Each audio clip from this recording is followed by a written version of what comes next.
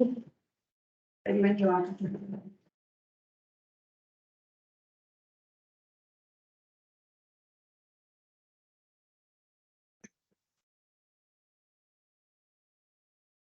Right, so we need to appoint a chair, please. Could I propose Councillor Yelland? I'll second.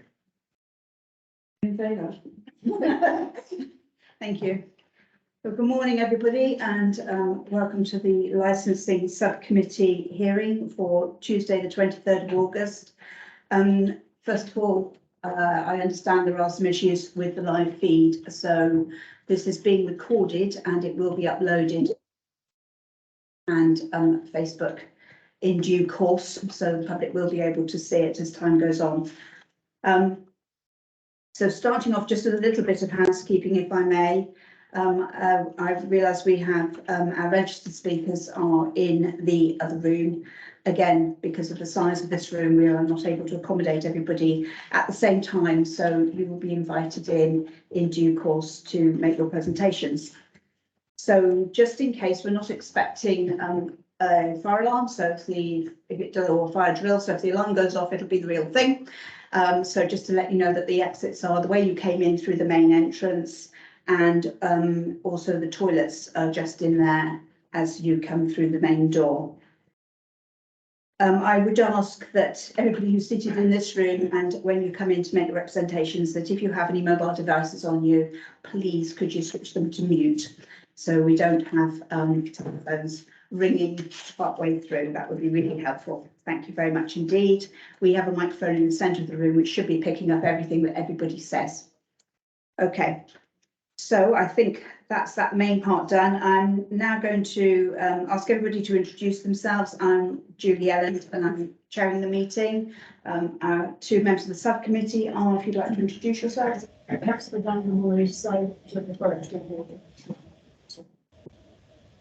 And which I was Thank you. what's the noise? Is that Okay. just following people around the room? So Okay, right, thank you. And Hello, I'm David Fairbairn. I'm Head of Legal Services and Monitoring Officer and the Legal Advisor to the subcommittee this morning. Molly Demat, Licensing Officer. Lee Staples, Licensing Consultant for West Devon. and Catherine Hall, Demographic Services Officer. thank you. And would you like to introduce yourself? I'm Anthony Stockbridge and I am representing Bernard McNellis, who unfortunately is on holiday that was booked a long time ago, but he is on Zoom, I can see. Okay, lovely, thank you.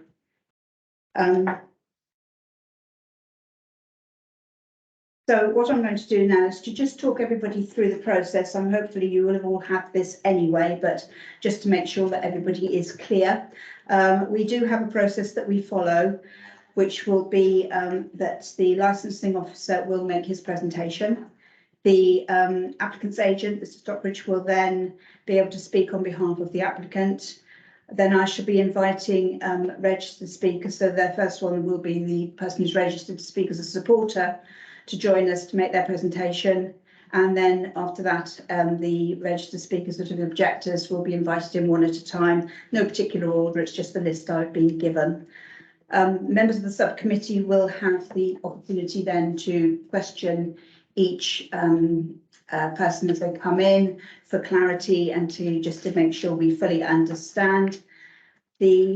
What I would ask though is please, all registered, because we've got quite a few people registered to speak anyway, but that please to ensure your representations relate to the four statutory licensing objectives, as that will be what the subcommittee must concern themselves with.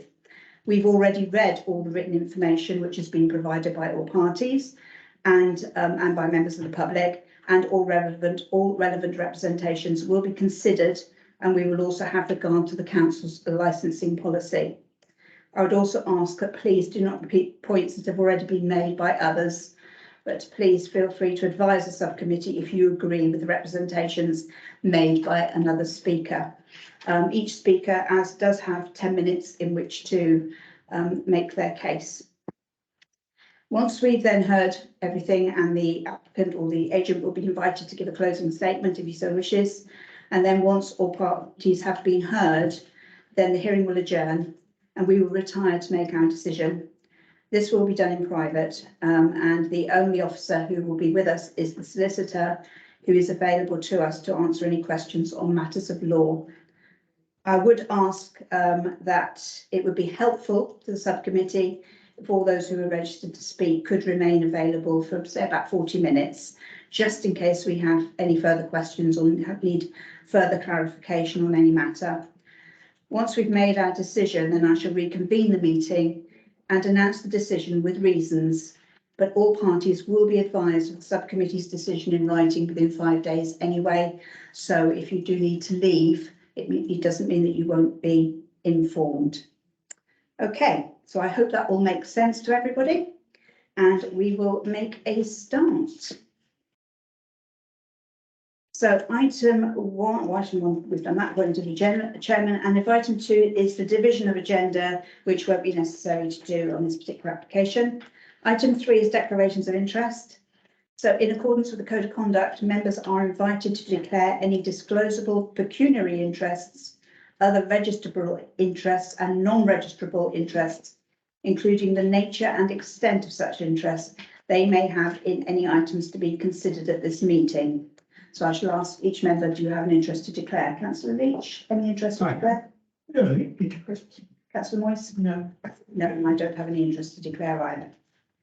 So item 4, which is the application for a new premises licence at Eversfield Manor Cottages, Bratton Clovelly. So we have papers before us, and I would like to presentation. Thank you. Thank you, Chair. As mentioned, it's an application for Eversfield Manor Cottages for a premises.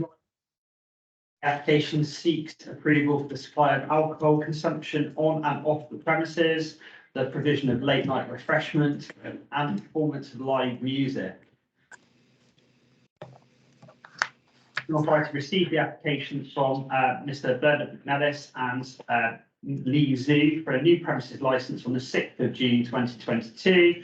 The application is for the supply of alcohol for consumption on and off the premises, Monday to Sunday, 12 until 11 o'clock in the evening.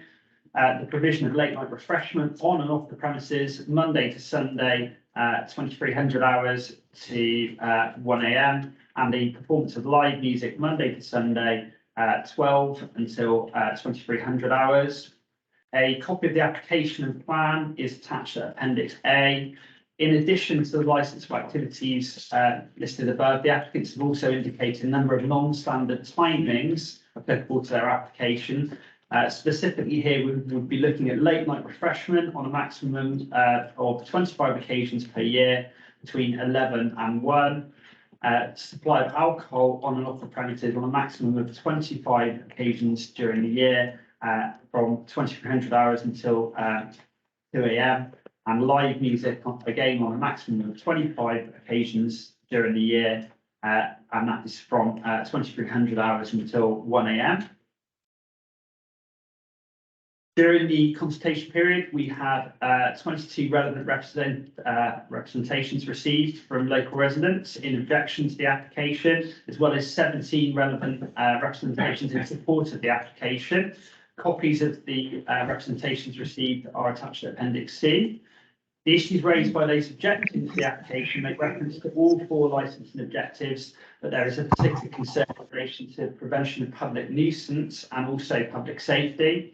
The concerns around public nuisance relate in particular to the potential for the disturbance from noise from licensing activities, whereas the concerns in respect to public safety relate primarily to the road access to the site and the potential for vehicle movements to cause a hazard on the adjacent rural road network. Another issue raised repeatedly in representations received against the application is the impact of noise and light from licensed activities on local wildlife, in particular on the local bat population. We understand the concerns of the people that make representations here, but they are not a relevant consideration in terms of the grant of a premises licence. In addition, references within the number of representations to the number of other licensed premises in the local area. Again, that they are not relevant representations for consideration of this meeting.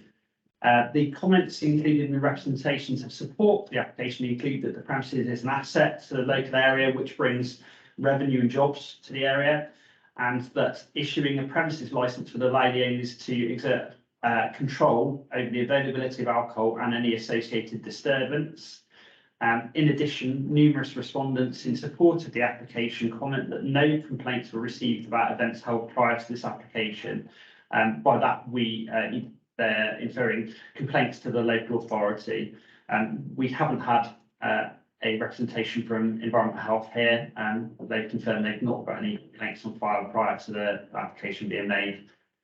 During the consultation period, the applicant engaged with Devon and Cornwall Constabulary and has agreed a number of conditions that would be applicable as conditions on the licence if granted, and they are attached to Appendix D. As relevant representations in respect of application have been received and they have not been withdrawn, and mediation has not been possible, the licensing subcommittee today, acting on behalf of the licensing authority, must make a determination of the application. And when coming to the decision, the licensing subcommittee must give consideration to the council's policy and also the Home Office guidance issued under Section 182 of the Licensing Act. I would just further like to highlight a number of late submissions of material that we've received in the last few days. Specifically, we have received a noise report by one of the respondents against the application, and also that also contained a highways report as well that the respondent has produced. And the applicant has made responses to the representations against the application, and that was also forwarded to the licensing authority at the end of last week. So I'd just like to highlight those as late submissions of material.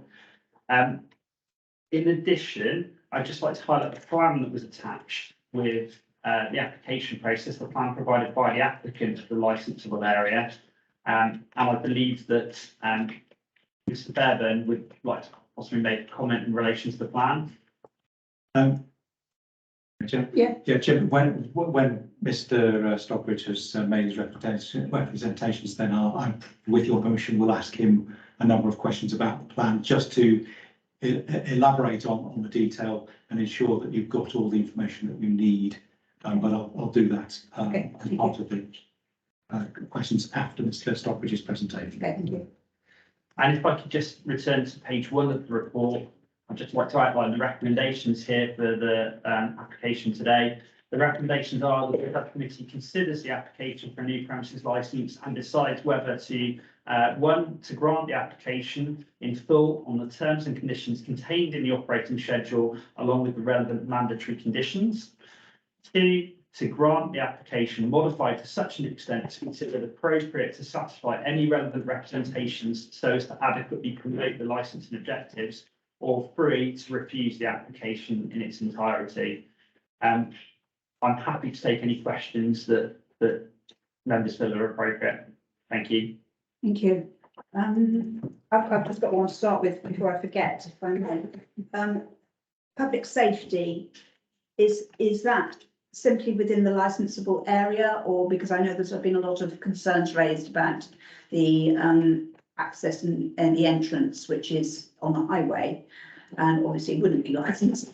But does that sit within the public safety element, or does the public safety only apply to the same as everybody else? It is within the licensed area. So the public safety concerns would relate to the licensed area only, as shown by the plans that were attached by the applicant. The highway itself would be responsibility of the highways and other responsible authorities, rather than a public safety matter that would be considered as part of this application process. Thank you. Members, do you have any questions for Mr. Staples? No, hi, is it Speak Chris? Is you? That's one. No, I don't think so. Okay. I just wanted to check. I think you did actually say in the presentation, but none of the representations have been withdrawn, have they? No. No, they haven't been actually withdrawn. Okay. Right, looking at my notes a minute. No, I don't think I had any questions specifically for you at this time. May well come back in, in a little while. Okay, thank you. So I would now like to invite Mr. Stockbridge, if you would like to address the meeting. You do have 10 minutes, so I will just keep an eye on my computer, if that's okay. Won't be to the second, it'll be. So over to you, Mr. Stockbridge. Good morning. Thank you for hearing me. Bernard and I wish to show, first of all, that the premises has been used commercially for something like 30 years and has been producing some form of noise throughout that period, during which there have been no complaints whatsoever.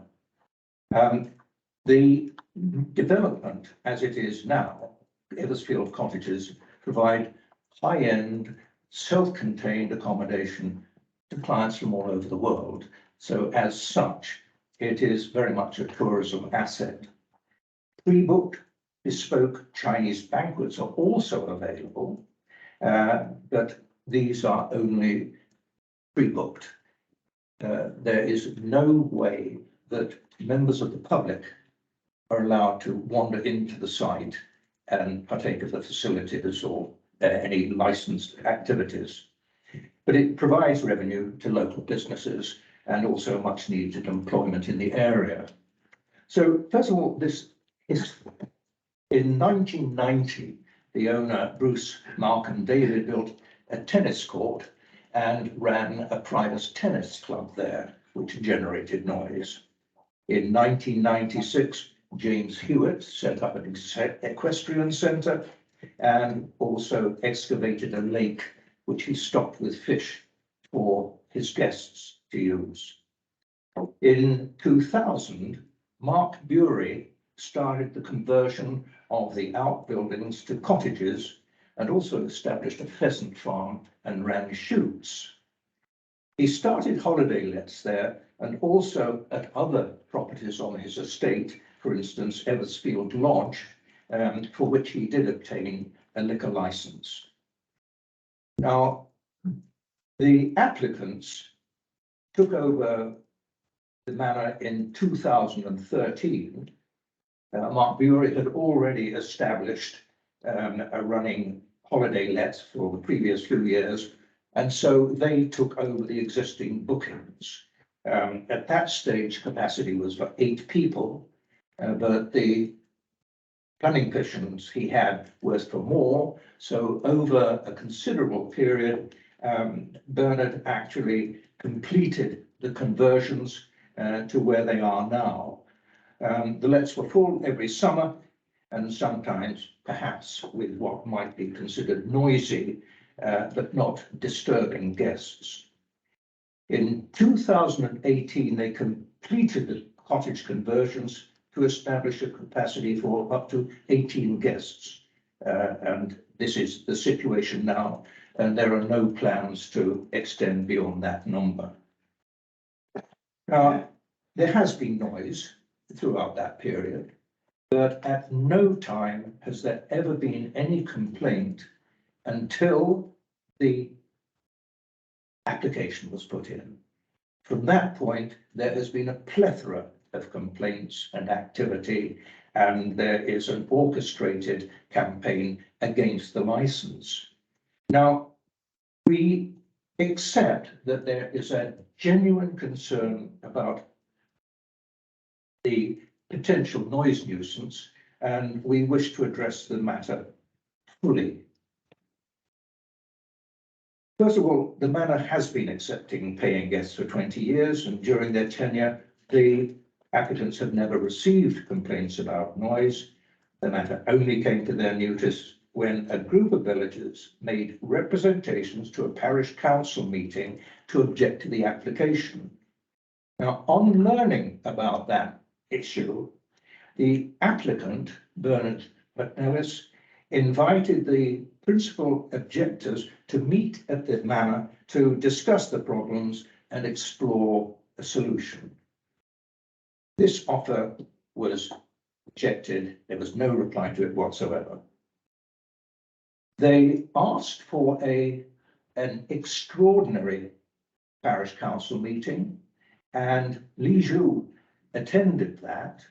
And on hearing the complaints about noise, she said, well, I am prepared to discuss this matter and see if we can come to a solution. That offer was ignored, and it was never minuted on the minutes that appeared later. Now, the applicant was aware of undue noise from a group of self-caterers on the 6th to 8th of August 2021, where there was a stag party, and there's no doubt about it, they drank to excess. As a result of this, the owners decided that in future, guests would not be allowed to bring alcohol to the venue for consumption outside their rooms. The following actions are planned. First of all, instead of the bookings being handled by an agency, which they are at the moment, so they have no control as to who comes, they're going to handle them in-house, and stag parties will then be refused. They decided that an application for a premises license would be applied for to control the alcohol consumption. Under the Act, alcohol may not be supplied to anyone who appears to be drunk, nor to anybody who is buying buying alcohol for a drunk. Excuse me. Only alcohol purchased from the manor would be consumed outside the confines of their rented apartment. So this gives them total control. All beverages consumed in the pool and the hot tub area would be served in reusable plastic vessels, so that removes any potential danger from broken glass. They've also published a new welcome leaflet, and in that they lay out the potential problem of noise, and they ask guests to be considerate and not play loud music.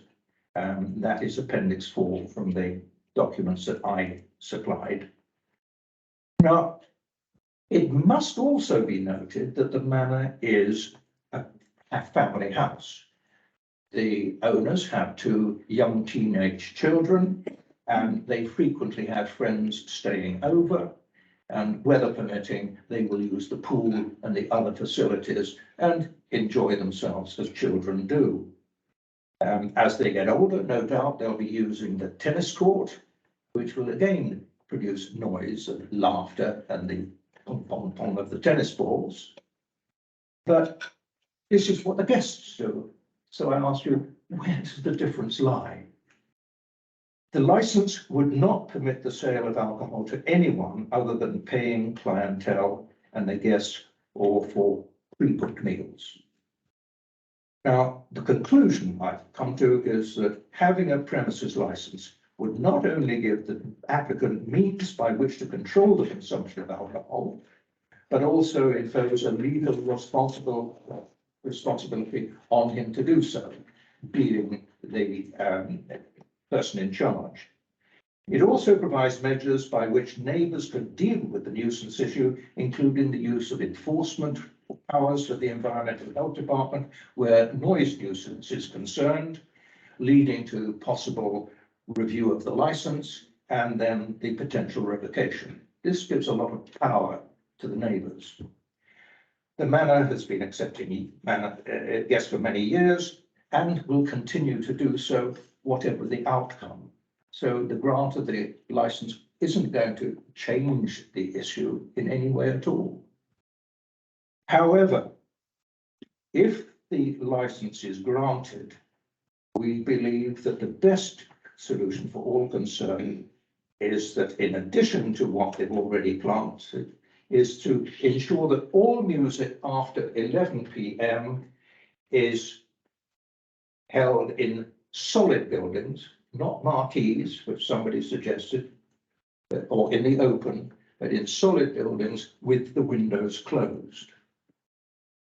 They will also install monitoring equipment, which will monitor the sound levels and also be wired up to the office, so that if the sound levels approach what is considered to be unreasonable, then the sound system will be closed down. It is, you've had your 10 minutes. Mr. Okay. Stockbridge, okay, so I will need to, All right, can I just say, we are going to withdraw the request oh, right, okay, to have music to 2 AM, so that won't be a problem. right, okay, so the request to have music to 2 AM will be withdrawn. Has been withdrawn. It has been withdrawn, and so what you're requesting is to have music, but indoors until midnight, that's correct? Yeah, main music. Okay, I'm just making notes of this a second. Thank you. Indoors until midnight. Thank you. A quick question, if I may. You're talking about that you have 18 guests. Yes. Sorry, Mr. McNess has 18 guests. So is it the intention that the accessibility, shall we say, to alcohol, food, etc., will be exclusively by those guests? Or when you're talking about pre-arranged and pre-booked events, because I noticed that it's wedding parties as well as included in there. So does that mean that the a group of people, for instance, could book? The object of these activities is simply to fill the accommodation. So the numbers concerned are really very small, and so the vehicle access would be very limited. Okay, I was also actually thinking on the noise element on that. So and a question from Mr. Fairbairn, I think, as well, as to whether this would be reasonable. So if the committee was minded to approve a licence, which would be willing to be conditioned to the 18 guests, would that be something? Is that a reasonable condition, Mr. Fairbairn, to request?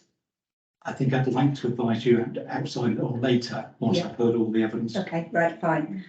So just a question for you, I think, at this stage, and we will obviously take the appropriate advice as to whether that would be something that would be.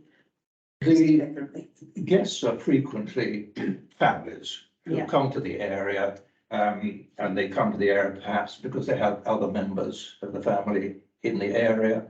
And so if they want a banquet, there's a banquet room. Okay, And if they want a banquet in there, it was rather hoped that they would be able to invite the other family members as well. but so how many will seat in the banquet?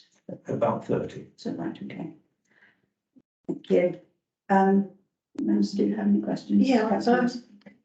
with the live music, where would that be? You're saying these things will be inside, but is that in the main house or No, is in the bank- banquet hall, Where which is a very solid brick building, Right, adjacent to the accommodation.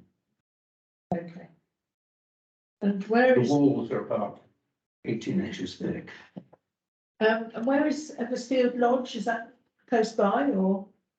You mentioned Eversfield Lodge when you were talking about Mr. Bury. Oh, Eversfield Lodge is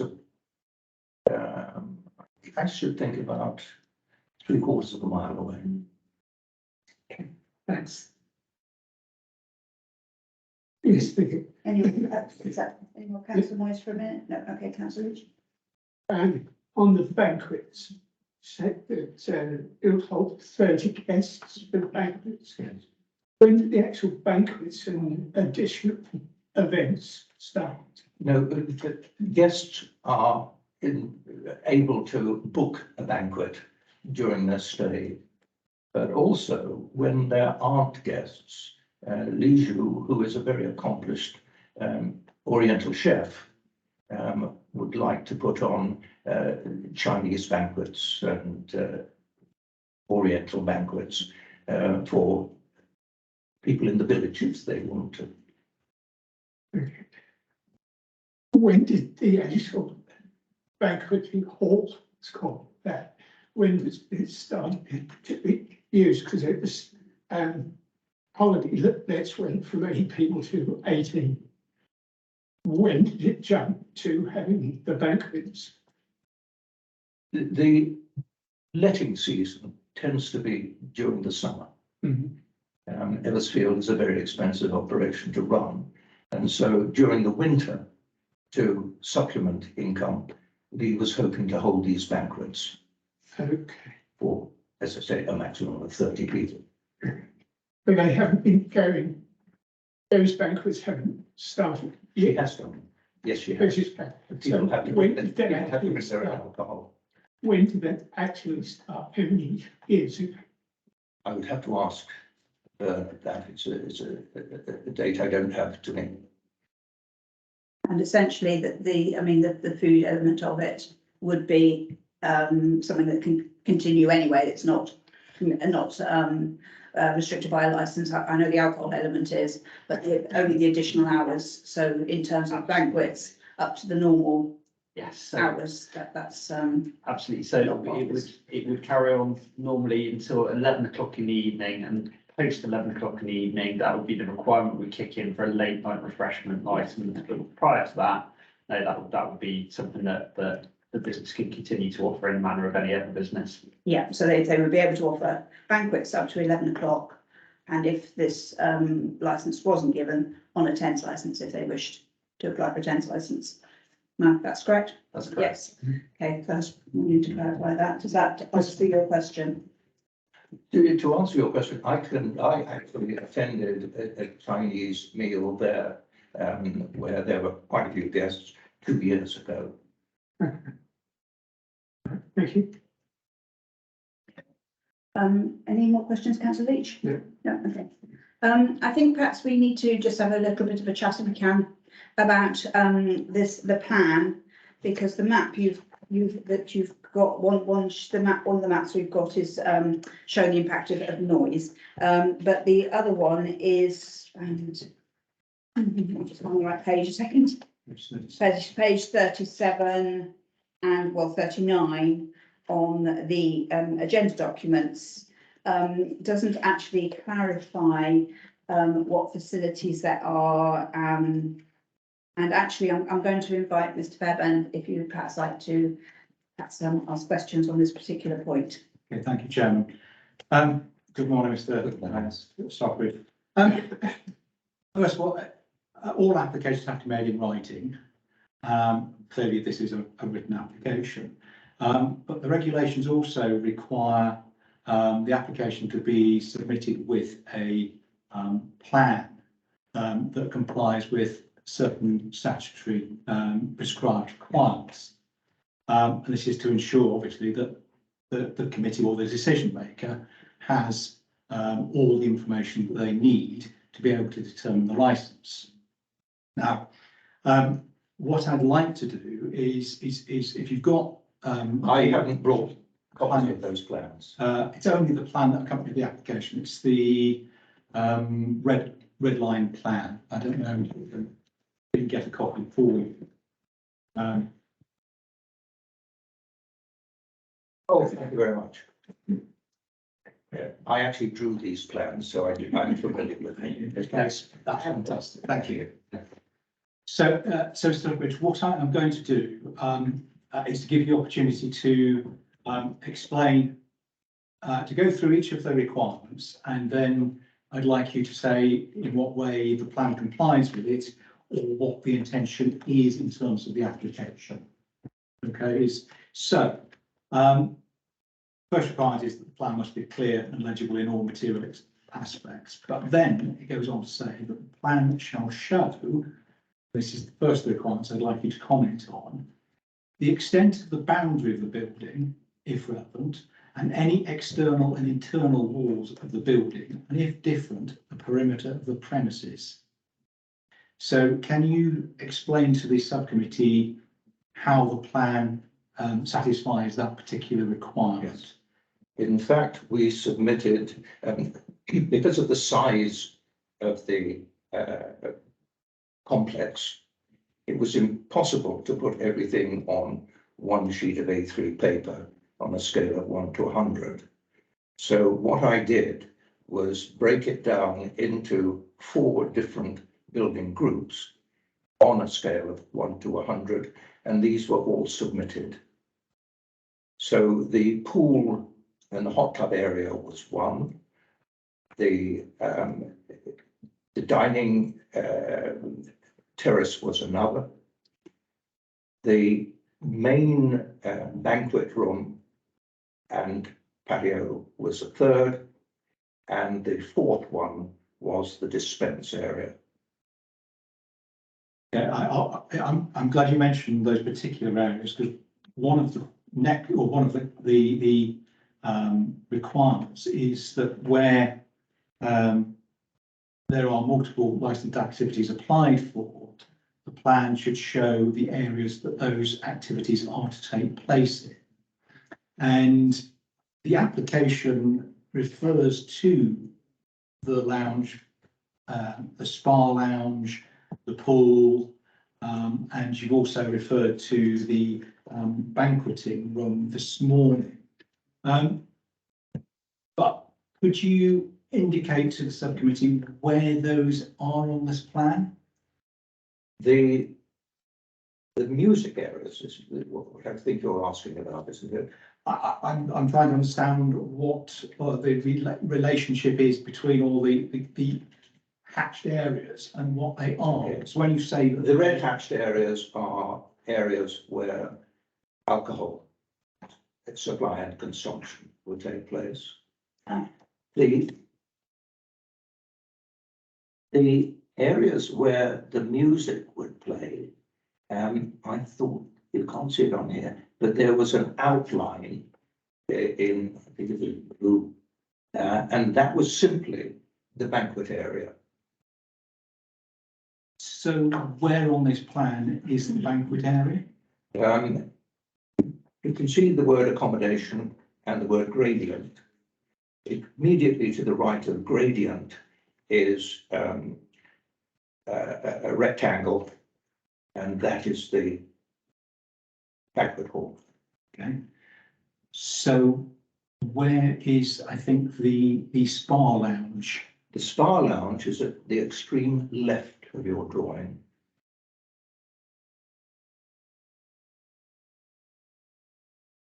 The small A small rectangle that's in bold. in bold. Yeah.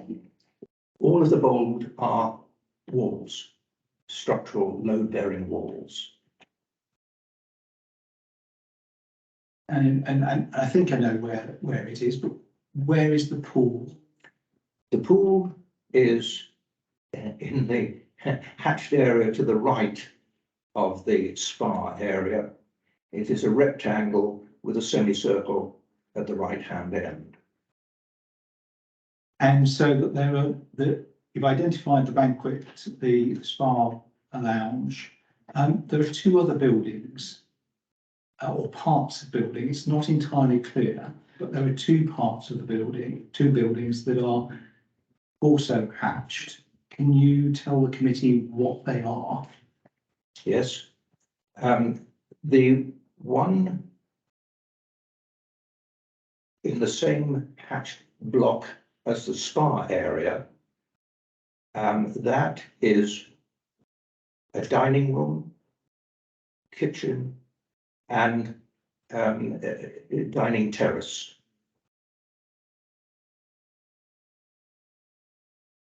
And that leaves the building that's half the building that's shaded adjacent to the manor. Yes.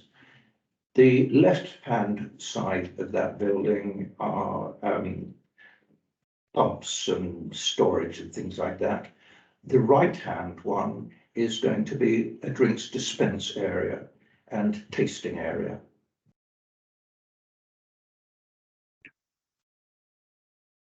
Has that been explained in your application? It was shown on the detailed drawings. So if I can carry on through the prescribed requirements. So the second of those is the location points of access to and egress from the premises. You've shown on that plan the premises split into three. Are you able to tell the committee where the access and egress points are to those various premises? Yes, they're all from the parking area. The one at the top in the middle is called the studio, and that is accessed. You can just see a low wall. How can I get rid of that? Yeah, right.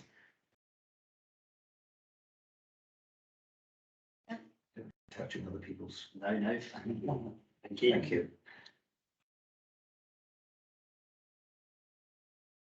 We could bring it down so that I can see the parking. That's lovely. Okay. So the studio accommodation is accessed immediately from the parking. The cottages are to the right of that, and down some steps and in through a door there. There is also access and egress from the south side of it in both cases.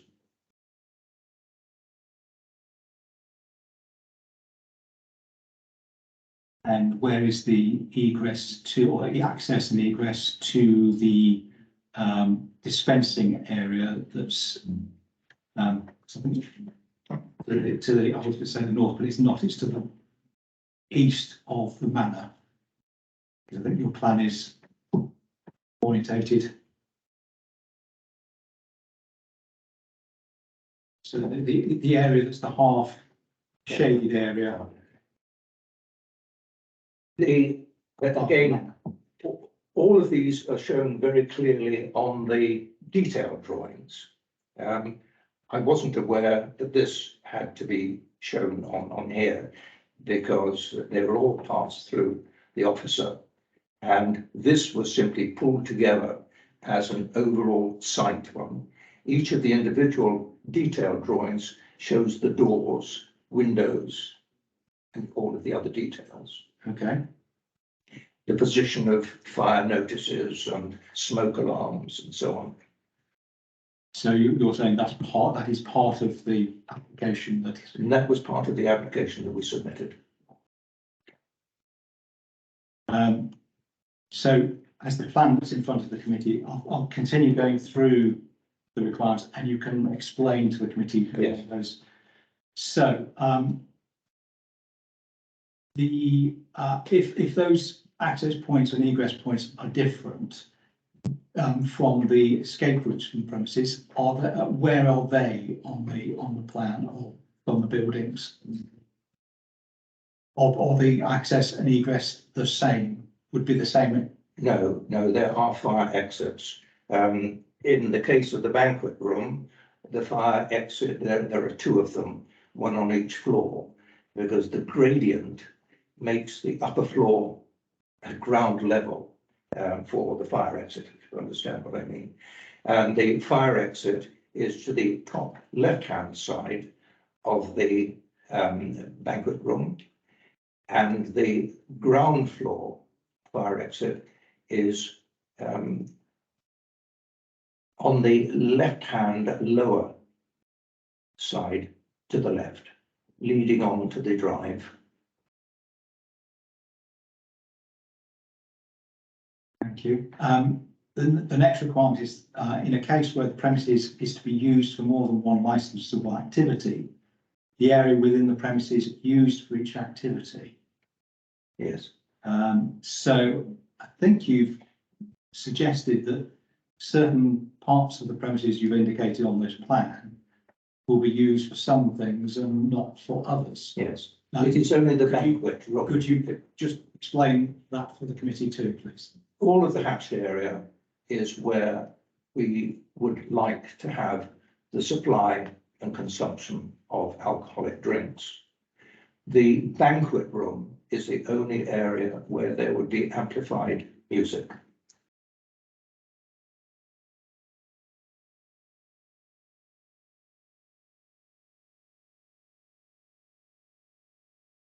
So there'll be non-amplified music elsewhere. Not supplied by the proprietor. If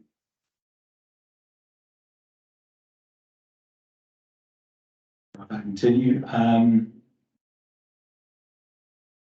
So the next one is that, are there any fixed structures which might impact on the ability of individuals on the premises to use exits or escape routes without impediment? All fixed elements are shown on the detailed plans again. The purpose of this was just to show the various elements in relation to each other. There wasn't room on the scale to put such detail in. And that plan, whereabouts are there steps and stairs? Just so that the committee is aware. On this plan, steps and stairs aren't shown, but they are shown on the detailed plans which were submitted. For the benefit of the committee, whereabouts, could you just explain to All right. them where they There's a staircase leading from the ground floor to the first floor in the banquet room on the top left-hand corner. Everything in the dining area is on ground floor, as it is in the spa area. There are no steps. There are steps to gain access to the pool area, but there's also a ramp to allow wheelchair access. These are shown on the plan here. I think you've explained where the fire safety and other equipment, which is the next requirement, are shown. And I think you've mentioned the kitchen. Is that and that was in that building that This is is the dining area. the dining area? Just for clarification, is the whole of that building being subject to the licensed area, or is the square that is to the right of the building, towards the bottom of the building, is that the kitchen and therefore not subject to The the? kitchen is the top right-hand piece of that and is not subject to licensing, Because but it you're, will be a dispense point.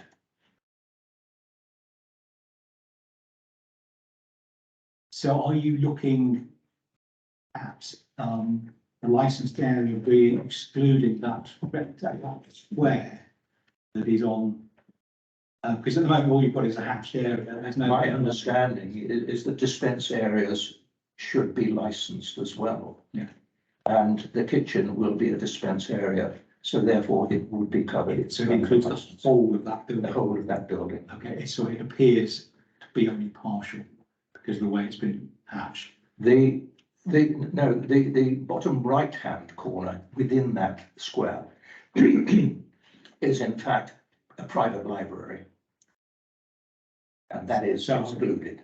Okay, so there should be a red line effectively. There isn't a red line through it. No, excluding, there should be around it, excluding it from the license. Okay. Yeah. I apologise. Okay.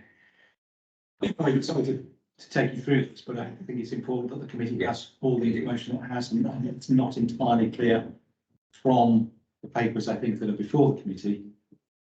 I'm sorry, but we did submit those other drawings. Why were they not passed on to the committee?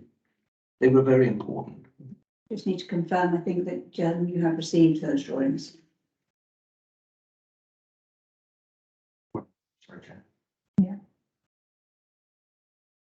Gary, if I may, I think the drawing we have in front of us it's now Mr. Stockbridge taking us through it. It's useful as an overview.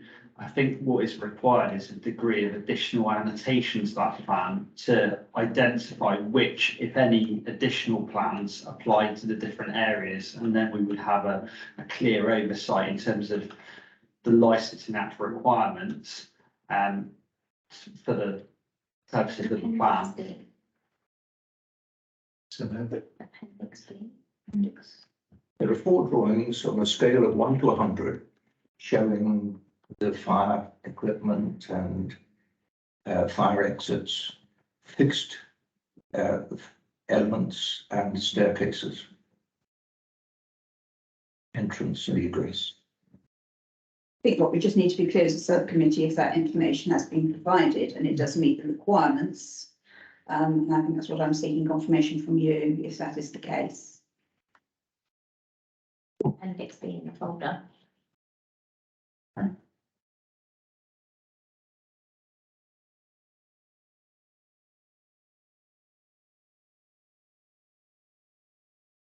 So this is I haven't seen these particular plans before, but they would appear to show the required detail. I would stand by my previous comment that we would need some additional commentary on the overarching plan that is included within this application in order to identify where this is. In fact, one of the plans here has some annotation saying drawing D, drawing B, drawing A, drawing C. If that were to be included within that overarching document, I think we would have a cohesive. But you've got those plan. 4 drawings in addition. Yes. That was the link plan that you're looking at there, Yeah. and then drawing A, B, C and D showing the detail. While it might not have formed part of our agenda for the subcommittee to see if the local authority has got relevant copies of the plans that meet the requirements. Yes, Chairman, I think That's Mr. Staples is we correct. are establishing that, right? I think That's what I wanted to be sure that we. if there was a plan provided that had those annotations on, then that would then meet the requirements. So I think if you are minded to approve the application in due course, once you've heard all the evidence, then you could make it a condition that a plan, that the overarching plan was annotated to refer to those other plans, and they would become part of the license.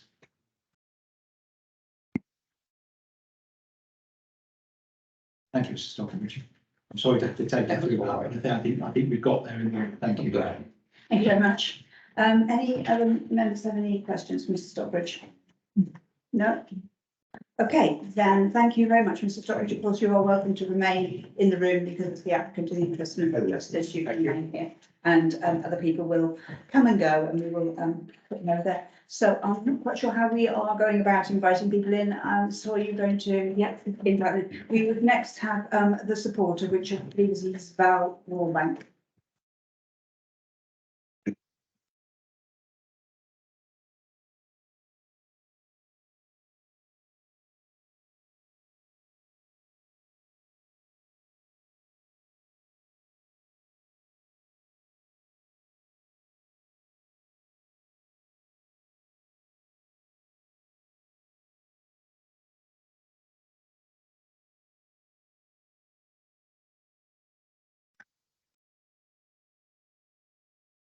Hello, just really back. Hello, there. To take a seat there. Yes, I didn't actually come prepared, really to support. Okay. We do have you down as a registered speaker. I'm just checking you have been able to hear everything that's going on. Yes. Yes, okay, so I don't need to go through everything again. I do have you down as a registered speaker. Did you wish to speak? Did you wish to address the committee? I think I'd only like to make a comment that Okay, well, if I can just let you know, just to remind you, you will have up to 10 I minutes. certainly won't. need And to. then subcommittee may be able to ask you questions for clarification. That's fine. Okay. I only wanted to sort of reiterate what Anthony said really, in that the enterprise has been going for some time and there have been no complaints. And any complaints that have been issued have been post the application and from a very, very small percentage of the village. And I have spoken to a lot of people in the village and they are really quite content with the way that the enterprise has been functioning. And in my view, the fact they've made this application is just really reiterating the fact that these people are very conscious of the way that they operate. And were completely surprised, I think, by the reaction of the few. And I think that Anthony's description of the compromises that they wish to make is very much evidence of this, very much evidence. It's just come as a huge surprise to them that there has been so much maliciousness, I can only use that word because I personally went to that meeting and I was extremely surprised at the way that it went. And I do want the committee to know that the majority of the village have no issue. So I think Thank you. that is where I stand. Okay, thank you. Councillor Noyce. Could you tell me where you live? Do you live in the village? Yes, I do live very near the pub in the village. Okay, thank you. Questions, councillor? No. Nothing. Okay, anybody? Very well. Thank you very much indeed for your time. No, you are very welcome to remain in the other room and continue to view proceedings. I will. Thank you. And the next would be Mr. Seeley.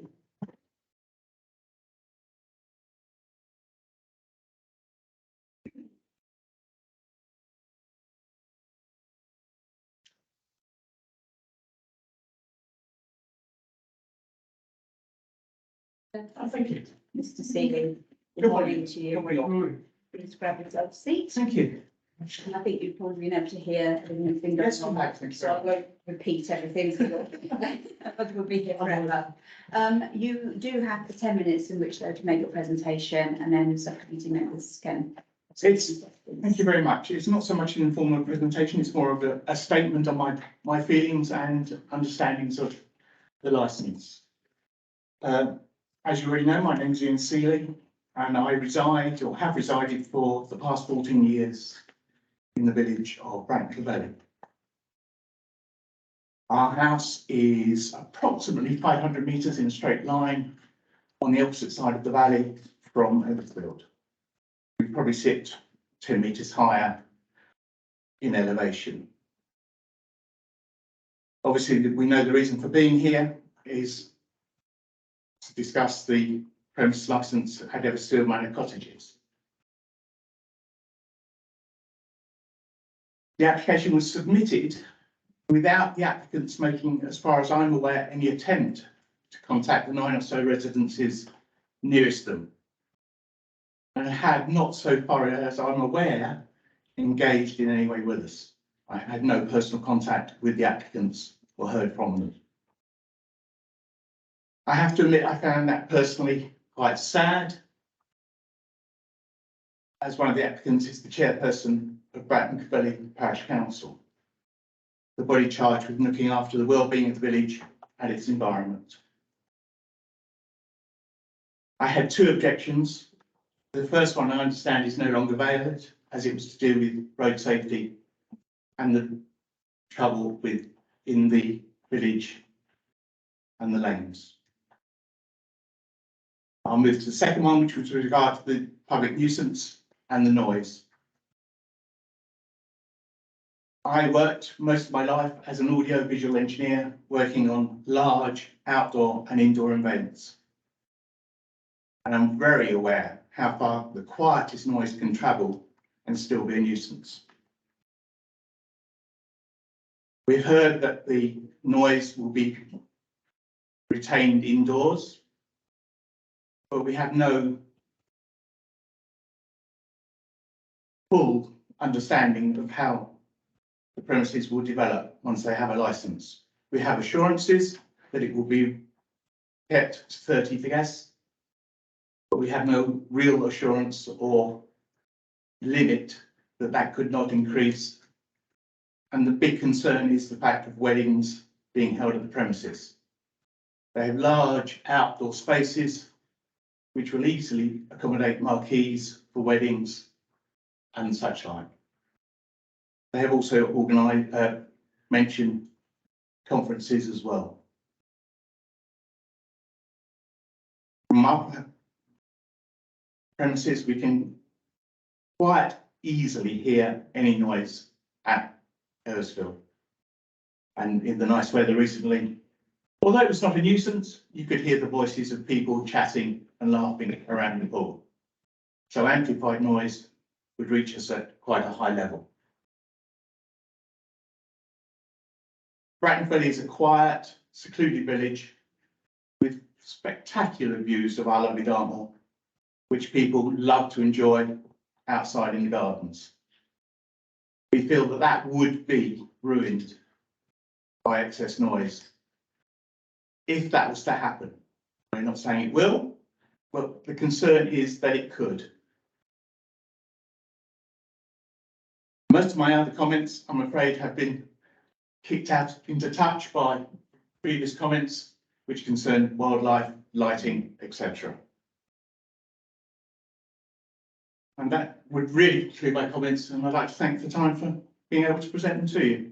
Thank you, Mr. Celia. We've, we've shared concerns about wildlife, but it's because it's not a licensing issue. It's not something, I mean, I'm talking about generally about wildlife, not relating them specifically, but because it's not a licensing issue, it's not something we can actually. My concern was obviously that outdoor activities require light to meet health and safety and public liability, and that lighting would therefore affect the wildlife in the area. Okay, I do have one question for you, if I may. Yes, Obviously, there have been temporary event notice, 10 licenses for the organisation. Have you specifically noticed excessive noise as a result? we of those? we heard the noise and we accepted that they were one-off events. Okay. Enjoyed by the village, or in fact charity events.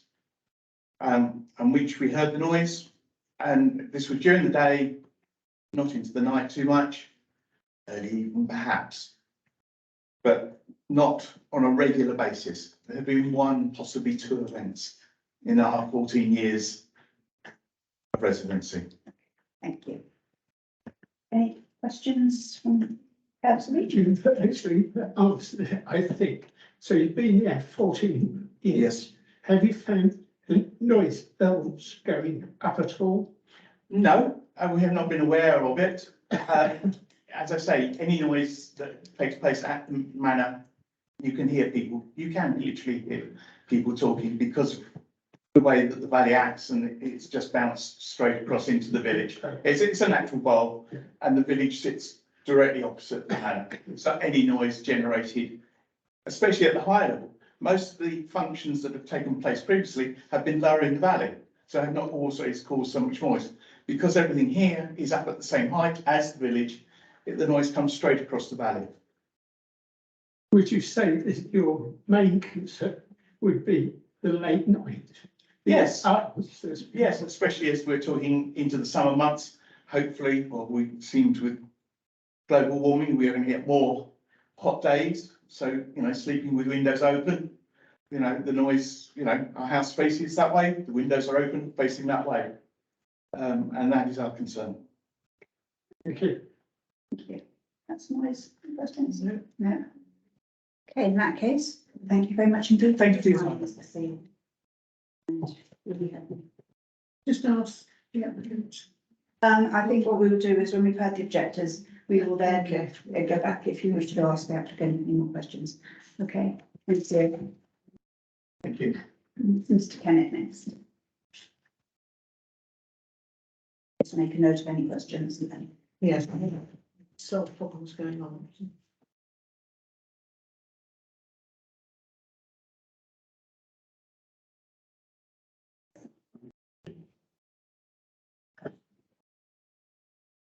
Morning, Mr. Kennett. Hello, yes, I'm Paul Kennett. I live at the bungalow, the valley, which is opposite the top of Eversfield, just across the Bosley Road. Okay. I hear a lot of problem with voice. Okay. I can just explain to you a little bit. I think you've probably been able to hear it. Yes, it's a bit. Yes, it isn't easy listening on Teams, I do know. So you will have 10 minutes in which to make your presentation.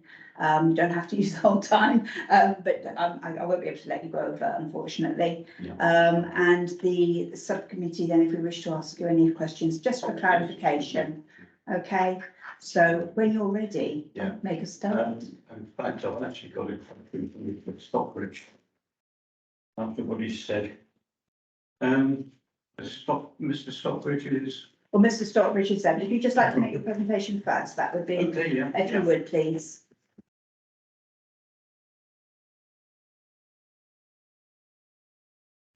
On the prevention of crime and disorder, an alcohol licence on and off the premises may produce possibly inebriated walking and driving persons coming away from the actual Eversfield. The narrow lanes have no lights and they really are. You can't, there's a lot of places you can't pass. Someone's got to actually pull into somewhere or reverse. One of the problems, public safety wise, is that the access to Eversfield is on a bridleway. The access is on an S bend. This S bend is very, very dangerous. There's lots of near misses.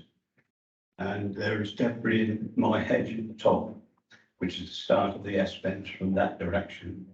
And it's quite often that you can hear the switch of brakes. You've got some people that believe the sound of a horn enables them to just drive up through, which unfortunately, there are a lot of farm vehicles, and these farm vehicles often have trailers, and we have a lot of large lorry traffic as well, which, if someone's got to reverse to enable someone else to get through, some of these larger vehicles, especially ones with trailers, they're not going to be the ones that have to reverse. This leads us to a problem in the actual driveway access. The number of vehicles that may be trying to exit at a particular time are probably going to meet other people trying to come in, i.e. farm vehicles as well, with trailers. Now on that track or the bridleway, about 60 metres up, there are two holes either side of the track, which are not very visible, and they're there for drainage because the track dips. The field above Eversfield, the drainage on there is like there's a hedge line that comes down at this same point. So water from the field collects in the drainage ditch and hole on that side of the track, and the drainage hole on the side of Eversfield. Now these would actually make the track 12 feet wide at that point, and they're not very visible. So if there's a vehicle coming in, such as a farm vehicle with a trailer, and there are vehicles that would come towards the entrance of the bridleway onto Bosley Road, they're going to have to reverse, because if you try and get any vehicle back out on that road reversing, you really are in a struggling position. Now with these hidden holes, the drainage holes have got to be there. Anyone that doesn't know they're there, and I only spotted them a while back when I was walking the dogs. Anyone that doesn't know they're there is quite possibly going to drop a wheel down them, and consequently the holes back will be held up for quite a while, and that's the only access for the farm down that way, for them to use that track to come in and out to do their business, which with their animals they've got to travel around the fields, they've got to carry all the forage and to bring it back in and out. I've noticed recently there's quite a lot more vehicles going to that farm, and obviously they come back out, and it can get quite dusty sometimes if the vehicles are one after the other. So my main concern there is that access along the bridleway is really, it's got to be limited the number of vehicles that can possibly go along there, because the normal ones for the farm, or a few people that perhaps have got to go along there. The amount of traffic is already changed. But the worry is that access is so confined and tight.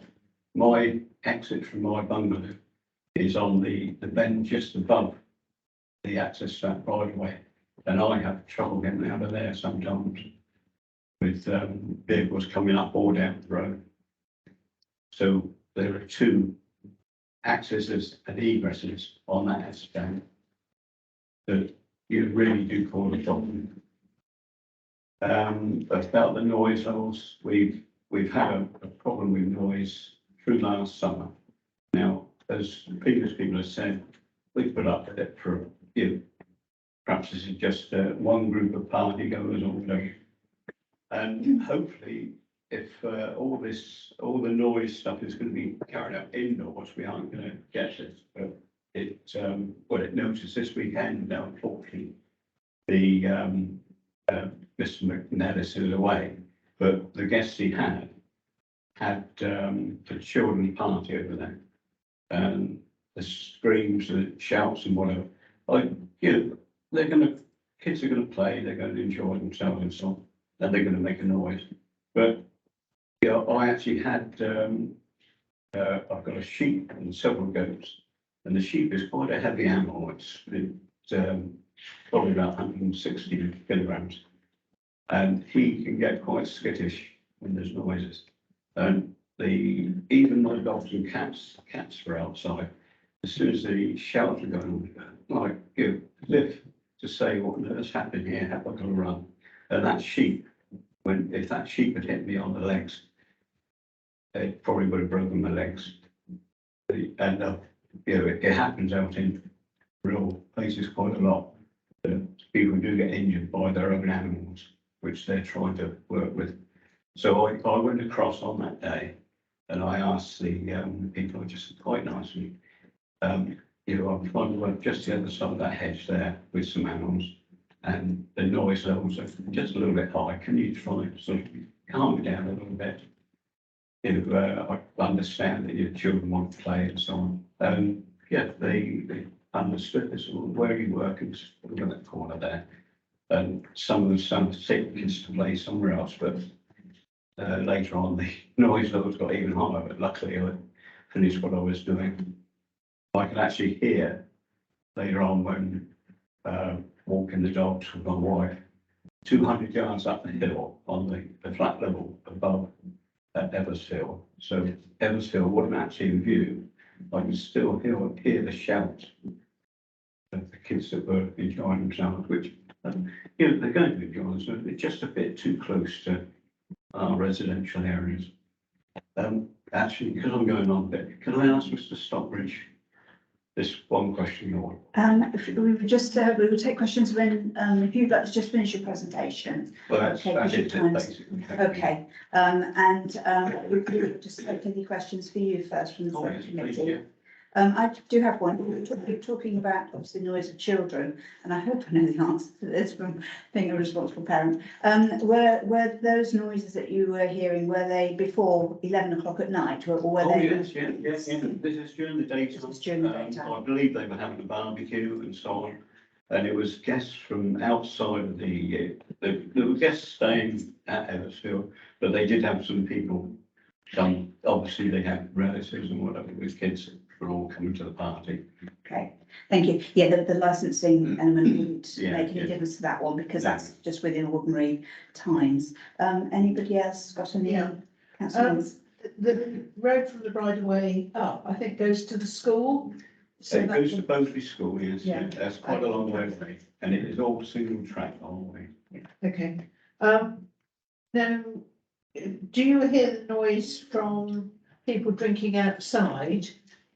We had a very bad year, 2021 in the summer. It was exceedingly bad, the noise levels. And they were outside on a patio or whatever.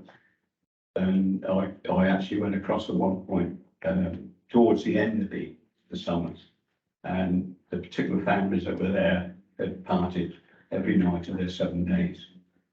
And this is on the last day or the day before. And it was 11:45, and I just politely asked, can you turn the volume down a bit? Because I'd like to get to sleep now. And they did. They turned the volume down, they shut down, and they went to bed, I think. Then. But I mean, I shouldn't have to go and ask. It was, if you want an example of it, if you've got a group of young kids in a car, got the best stereo you can get, and you hear them coming 200 yards away, they come by, it's blinding, it's in your ears, and then they're gone. But it was like they were actually parked in the lane and just parked there for hour after hour. Any more councillors? No. Councillor Leach? People who lived under Sorry. Nearly 20 years. We're both in the 70s, and loud noises and bangings and stuff do. So through those 20 years, you've seen probably quite a lot of changes to them. Yes, yeah. The noise issue has only been 2021, basically. I've not heard anything up to there that's caused me any cause of annoyance. Right, so I expect you feel that it's, I shouldn't put words in your mouth. Do you feel it's actually getting worse? Well, it did, and I'm afraid Mr. McNellis's attitude is that he doesn't mind what they do as long as he gets his money. And it's not. I've never been consulted, and I really do think, as one of the closest neighbours, he could have at least come across and said, "Look, this is what we're going to do." When I asked Mr. Stockbridge about what I want to ask him about, it's the lack of consultation that's caused a lot of this. If someone had turned around and said, "Right, this is what we want to do, is that's a little bit too close to us. Can you guys your ideas?" Yes, some of the stuff that you've come out with is covering some of that, but I can't believe that is what's going to happen. I can't under any circumstances feel that the noise levels that we get are ever going to be, while the situation is as it is, are ever going to be low enough that we can say, yeah, that's just in the background. Okay, So the question? The findings that have been put forward, it gives you cause for concern. The problem with it is that the noises that people make when they've had a few drinks and whatever always seems to rise, and it's not necessarily the music, but it was the music in 2021. It just continued. So we've had all these years with nothing like that. We've never had anything anywhere near that sort of noise, and it's just even the range voice is well above the normal. Okay, thank you. Any questions? Thank you. Okay, now I move on to ask Mr. Stockbridge a question, and can do as long as it relates to one of the 4 licensing objectives. Mr. Stockbridge, of course, isn't obliged to answer because it's not a cross-examination. It's a courtesy conversation. So please do. It's just that Mr. Stockbridge stated that the plans were submitted. I'd like to know to whom they submitted, and the fact that we've never. And the whole of the application process is regulated by the Licensing Act 2003, and everything we did was in accordance with the requirements of that act. So the the plans would have been submitted to the licensing authority. Right, but we eventually got to see some of those plans, and we got to see the details, but we didn't get to see them till after we started complaining. Okay. And I feel that those plans, in fact, They were available. They were available to nobody see, knew. and notices were put up on the premises. There was a notice in the Oakhampton Times, so everybody had access to this information. Right, you drew those plans mid-2021. It's got your name, your stamp, and I'm wondering how we got to this state of the buildings in their present condition so quickly. Were there already, like the pool or some of the other stuff When I already? went there, it was all completed. Yeah, when you went there, it was all completed in 2021. Yes, I measured it. Yeah, you actually, the plans were submitted in 2021. I'm just wondering, where on earth did the permissions come from? Hold on just a minute to see. This is irrelevant. Mr. Stockbridge, thank This you. is Are you talking about planning applications? Well, If you are, that isn't relevant. Yeah, that's not I know relevant it's not to. relevant. Yeah, so I'm afraid any questions relating to that we can't deal with here. That would be dealt with through a I different. would hope that perhaps someone might ask these questions. We can't do the licensing hearing because it's not No, I relevant. know that. Okay. At a later stage, perhaps someone can. What, sorry? Consulting everybody. Yes, there was. The consultant, it's actually in the officer's report as well, that consultation was carried out in line with the requirements. Yeah, And just can confirm that. Absolutely. So the consultation was done in line with the Licensing Act 2003. The Licensing Act differs from planning in that there is no requirement to write to the nearby receptive properties. The requirements are limited to notices on the premises at points of entry to the premises, and also the notice in the newspaper within the first 10 days of the application being in place. It was also on the website of the West Devon website as well, which is where we publish all of these applications. So this application hasn't in any respect differed from any other application for a licence that we've had.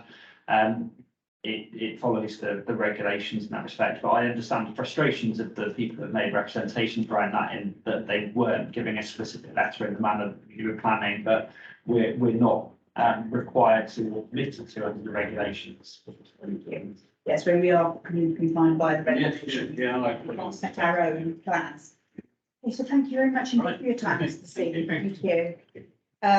Next, I think.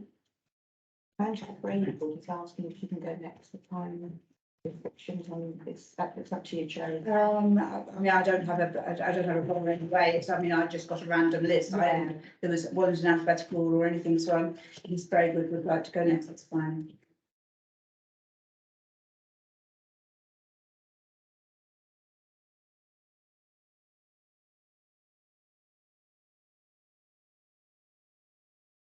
Good morning, Ms. Berger. Morning, thank you for seeing me earlier. Okay, I'd like to take a seat. I'm going to clarify, because I have you down as you're also representing Wendy Gentleman, is that correct? Yes. Yes, and you're speaking on your own behalf, and are you also speaking on behalf of Mr. Braidwood? I am, yes. Yeah, He can't make it. Caroline was intending to, but said she couldn't. So no, she's observing in on Teams, but no, she's not able to speak because ward members can't unless they've already made representation. okay. Okay, so as I'm sure you probably heard what I said, but I will repeat it just to be on the safe side. You do have 10 minutes for your presentation, and subcommittee can ask you questions for clarification at the end of your time. So when you're ready, away you go. I was under the impression I had to read from our statement, so that's what I'll do. And the first one is on behalf of Colin Braidwood, and it is 10 minutes. So Okay. We have actually received all the written reps Okay. anyway, and we have read them, so. what I'll do is I'll leave out the part about public safety because I think that's been covered. Okay, thank you. Thanks. So yeah, this covers the summary of the key points. The first one, prevention of crime and disorder. This application is for 365 days per year in terms of providing alcohol until 2300, hot food until 1, live music outside until 2300. The application further requests that on 30 occasions per annum, these times are extended to 2 a.m. for alcohol, or 2 a.m. for food, and 1 for live music inside. And I realise Anthony's amended that slightly. Prior to the surprise application being noticed on the day of the parish council meeting, there had been absolutely no consideration or consultation with direct neighbours or indeed anyone within the conservation area of the village who could be adversely impacted. An extraordinary parish council meeting was called, and overwhelming concern expressed that the impact on the nature of our village in terms of noise, highway safety and environmental impact for development already under investigation for lack of any due process or permissions for works conducted and continuing. As a licence application, it seems incongruous that what's being asked to license shouldn't take into consideration unpermitted development that the council also looks after. Without a spa, there'd be no day spa guests who've been drinking around the poolside, for example. Turning to prevention of crimes. It is noted in the public document pack at 2.7 that local wildlife concerns are not relevant for consideration in respect of a premises licence application. Surely the argument is easily made that this disregard for nature, whilst considering activities that affect endangered and protected species, is important. This kind of silo thinking is why we are facing the number of issues we are with planting species. On reading further, I can see the West Devon Borough Council declared a climate and biodiversity emergency in 2020. Does this declaration not relate to licensing decisions? I'd like to think that, if not now, but in the future, all committee decisions can take into account the impact on the environment from activities within their purview to warrant. We've lost enough habitat and witnessed Too much biodiversity loss, and I really feel disheartened as a fellow in IEMAT and a chartered environmentalist that decisions on the impact of noise and light from licensed activities have zero regard for our natural environment. Just because it's to do with alcohol, hot food and live music. A more holistic approach should be mandated across the council and its decision-making processes of the declared emergency is more than a strap line. A silent spring. As irrelevant as it may appear, nocturnal animals hunt acoustically in an extremely favourable habitat to support their threatened numbers. The background ambient noise levels have been independently assessed and evidenced as submitted to the hearing and are incredibly low. There have been no environmental impact assessments by the applicants in this regard, but every surrounding property that has conducted permitted building works have had ecological surveys confirming important roosts and species present in this area. I think there needs to be a rethink in this regard and appeal to the committee to help identify risk and protect where required. The next part is public safety, so I'll leave it out because it references the highway. Moving on to prevention of public nuisance, noise pollution. Noise over the past couple of years has been an issue both day and night at times from Eversfield. There is absolutely no objection for well-communicated events, i.e. annual local events, but it's the uncontrolled noise from the property that disturb both day and night that is the issue. With increased offerings now for day spa guests, team building, banquet club and wedding, etc. The noise level is just an unacceptable intrusion for nearby affected dwellings. Last year, we had a team building event on the lawn near us, asking the team to shout their animal noise. Imagine the disturbance and how you would feel from the screams, shouts and roars of the participants as you're enjoying your garden or whilst you're on a work video call. Some groups are of course quieter than others, but all have been left unfettered in their shouting and screaming on the lawn and tennis courts during the day where my wife and I work from home. The nights on occasion have been unbearable. Despite this being reported to Environmental Health by a number of residents and communicated to the applicants as clear as it could be in the June Parish Council meeting and at the extraordinary meeting in July, the noise continues. Case to point, only a few days ago, 12th of August, noise started from a rowdy group at 8 o'clock. We had to leave our garden on a lovely warm evening and return to the house. Still going at 2300. The constant noise continued, so I contacted the owner by email. The email was followed up 5 days later on the 17th of August after being unanswered despite an assurance of responsibility from the noise from guests. Email has been provided. The noise continued past midnight and recordings were made by at least 2 separate dwellings with others in the village recording in the noise diary provided by Environmental Health. Note, on searching for a telephone number for the site at just past midnight, I used my mobile, which connected me to a mobile number registered as Cannon Manor.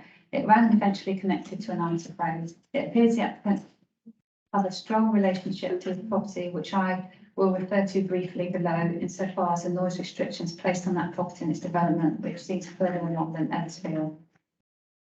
The recordings were offered to the applicant, but still no response. The phone numbers for the applicant's phone and mobile has also been requested so those that have noise complaints can make contact as requested by the applicants. This is awaited also. People have the right to live in peace and quiet in their homes, and it's incorrect to believe that only with a licence can this be secured. The licence legitimises the likelihood of increased disturbance to our village using facilities as yet unpermitted and without any consultation. Is this disregard for process and engagement the right way to behave? I would ask anyone listening to this to ask themselves how they would feel if their neighbours suddenly opened up their property without speaking to extensive commercial activities that interrupt the tranquility of their homes and gardens. Noise assessment. If the applicants had spoken to the neighbours before this development, they would have heard of concerns from previous years and had both reasons to support and object. The best course of action would have been to undertake an independent noise assessment from a professional acoustic consultancy. In the absence of both these, a number of residents engaged with a consultancy firm based in Plymouth. They monitored the background ambient noise in the village over a period of 5 days whilst undertaking synchronised weather measurements. The report was finalised and sent to us on the 17th of August. The report has been provided to the committee and is available for anyone who wishes to read. The assessment was made using a sound propagation model based on music being played at Eversfield. The British Standard for Noise stipulates that for every 10 decibels or more above the ambient noise level, it results in significant adverse impact. The ambient level for the village is measured at under 30 decibels. The noise modelled for a conservative music event at the edge of the village is nearly 50 decibels and the nearest dwellings are nearly 60 decibels. This is over 20 to 30 decibels above the ambient noise levels. For context, for every 10 decibel increase in noise, it is twice as loud than before, so therefore doubles in perceived loudness. Another 10 decibels is twice as loud again, etc. The verbatim conclusion from the independent report says, based on the information provided in this report and the evident tranquility of the surrounding area, it is reasonable to assume that the use of the manor as a venue for live or even recorded amplified music is likely to result in significant adverse impact upon nearby dwellings and the wider village of Bratton Clevelly. Note, this is only under the assumption of music at the property and not noise emanating from other parts of the grounds near the boundaries, which are even nearer residents' dwellings and where decibel levels will be higher. 1 minute. It is only, I'll speak quickly. It is only, it's not only music that disturbs, but also sheer number of people congregating, and this needs control outside of a licence application, never mind inside one. How it affects us. We chose to live in Bratton Clevelly for the extreme low noise levels and not only work during the day, but enjoy at night. The prospect of any kind of noise from guests is worse. Live music easily carries to our home and garden, as it has done previously with guests in Eversfield. Being in a bowl at the bottom of the village, the noise is line of sight with not only us to the south, but the conservation area of the village to the west, a few hundred metres away. The report makes clear that wind direction and temperature inversion would easily carry as much as a further 10 decibels and therefore double perceived noise pollution simply due to conditions. Should I have to close my windows to sleep at night, relax in my garden or work during the day?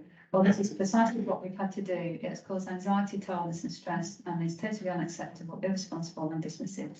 Conclusion. I think there's I'm going to need to stop you. I'm sorry, it's 11:34. So thank you. Now, obviously, well done. I realise it's very difficult doing that. Now, so you've read that out on behalf of somebody else. Yeah.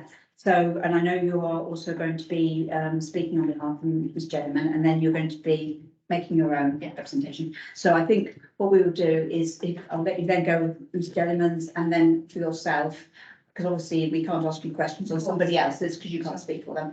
And then perhaps we can just generally go to questions then, if you're okay with that and you're ready to take a breath. And you don't want to listen to my voice for another 10 minutes. Okay. Okay, so it's as I say, well, I'll say 11:35 because it was 11:34 just then. So Okay, so I'm reading on behalf of Wendy Jellyman on this one. thank you. And again, I'm reading out the key points. So public safety. The point of access to and egress from the premises onto the single track public highway is on a blind bend, presenting danger to all road users. Access to the public highway is via a bridle path and farm entrance with no vehicle passing places in a relevant stretch of stone track. No available public transport for guests and staff will mean a large increase in volume of vehicles, the majority of whom will be unfamiliar with the lie of the land and inherent dangers presented by the points described above. Prevention of public nuisance. The frequency of events for which the application is made is totally inappropriate for a rural environment so close to domestic dwellings.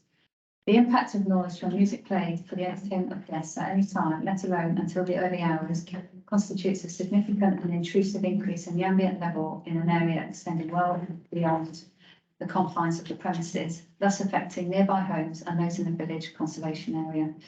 The negative impact of noise upon the quality of life of those living in the area surrounding the premises is an infringement of the basic human right to peaceful enjoyment of their property. In a rural setting, there will be an inevitable negative environmental impact of noise and light pollution upon the welfare of livestock in surrounding fields. Intrusive noise levels from events will potentially have an economic impact upon the numerous local holiday-let businesses in the area. And that's Okay, thank you. And help yourself, by the way, if you want a glass of water. And same to you, Mr. Stewart. Forgot to say right at the start, there's water there, if you'd like any.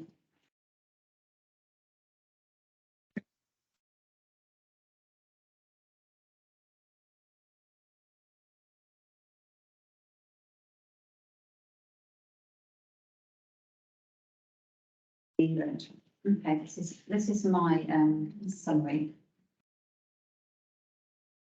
Okay, prevention of crime and disorder. The alcohol and live music licence application to 2,300 hours, 365 days per year, extended to 2 AM on 30 separate occasions, could result in drinking and antisocial behaviour, especially noise, continuing well past this time, as guests return to their accommodation or elsewhere on or off the premises to continue the nuisance, as they have already done in the past. Neighbours have indeed had to confront the guests and complain to environmental health recently. The very nature of the business means there is no closing time to the premises or the surrounding grounds for which are for full use by the customers. How would this be managed to stop any further noise, nuisance or disturbance past the cut-off time? Additionally, exactly how will the applicant stop guests consuming their own alcohol in the private letting residences? Public safety. There have been several instances recently in the village where objections have been raised to any increase in traffic or noise, and this is no different. Not only the current 2022 letting guests, but if an alcohol and live music licence is granted, the resulting additional days for our visitors, wedding groups, corporate days, music events, etc., is going to mean a higher number of cars using a dangerous entrance or exit, which is a bridleway and farm track. This has been previously highlighted as problematic by highways. Prevention of public nuisance. This is a quiet rural village, notably in a conservation area where people value their peace and quiet. The main reason for living in this village and around it, it's hugely upsetting to think this tranquil setting will be disrupted by having live music, unlimited alcohol, 7 days a week from midday to 11 PM and 2 AM on 30 additional occasions. Unfortunately, some residents are not aware that this is likely to be, for the majority, for private functions for paying guests. No formal notice or attempt to discuss was received by neighbours prior to this application, and it was a shock to all. Summer 2021 was not a pleasant experience, with loud music and noise coming from a growing commercial holiday complex. Evidence shows that guests in the past have been given free rein on the amount of noise they can make. No consideration has been given to local residents, and the position of property means the noise carries far and wide, including up to the village. This is especially a problem in the evening and into the night. The unreasonable and persistent disturbance to someone's lifestyle can and undoubtedly will be prejudicial to health. Again, it is difficult for those attending such a function to realise the noise impact to those in the surrounding areas. The associated unreasonable noise from large family groups, corporate team building, weddings, hen stag parties, which have partied outside and into the night, has and will cause substantial interference in ours and others' use and enjoyment of our properties and gardens. Good sleep and time in the garden have proven so beneficial to mental health during the pandemic, and this should be part of the consideration when allowing on and off premises alcohol sales and all day live and amplified music in a quiet rural village. The property is also surrounded by farmland with cattle, sheep and other animals, including protected wildlife species such as owls, bats. The location is entirely inappropriate for this kind of licence or complex, which has grown with no planning, consultation or consideration to the local community. A change of use of what was originally outbuildings of an agricultural nature, which are now used for full accommodation, has the potential to cause severe nuisance. It must be made clear that the application is slightly misleading in describing the distance of half a mile to the village. Half a mile in each direction would actually be on the far outskirts leaving the village. The centre of the village is less than 400 metres from the property. We are adjacent for 100 metres of our garden and theirs. Other residents and I, on separate occasions, have had to confront the guests themselves to reduce the noise level when the owners have not been available. Thank you. Well done. Thank you very much. Just one question, might just pops to my mind a minute. I think it was in yours, and maybe in yours as well. You expressed concerns about the noise and the impact when you're in your garden, which is obviously during daytime. Yeah. Now that is not something, generally speaking, that it comes under the licensing. Yeah. So is your principal concern then about that you consider that will be made worse if people are able to buy and consume alcohol? It does. It's not just during the day, but it has gone into the night as well. So well past 11 o'clock at night, on several occasions. And that's, when you're sleeping at home, you've got the windows open, especially in summer, which is when this seems to be happening. You can't sleep. And then of course people work during the day as well from home since COVID. And it is difficult when you've got people shouting and screaming. And as my husband said, you're on a video call, it's not embarrassing. And it does make it difficult to work. Okay, thank you. Any other questions, councillor Moss? Councillor Leach? Yes, just like you mentioned twice, complaints to environmental health. Yeah. I guess that's to West Devon. Yes, yes. What response did you get from them? And were you asked to keep a diary of events? We were, they're very good, they got back to us straight away, they sent us, eventually, I think there's a problem with the post, the forms to keep a diary, so yeah, we have, which we're in the process of doing. And when did this happen? When did these complaints go? I think Colin said the 12th, was it? That was the first one. In the past, we've complained to the people making the noise, because it, you know, is at the random occasions, but it's gradually been getting worse. And our concern is if this happens and they're given loud music and alcohol, and it's a big area, so they won't just be consuming the alcohol in the hatched areas, it's on and off premises, so they'll be able to go back to their accommodation and consume alcohol there, maybe in the gardens like they've done in the past. So that's what our main concern is, which is why we've now gone to environmental health, which we didn't realise straight away that we could do, to keep a diary, just to see if it does get worse. And that was in August, you said the 12th, Yeah. 12th of August was that right?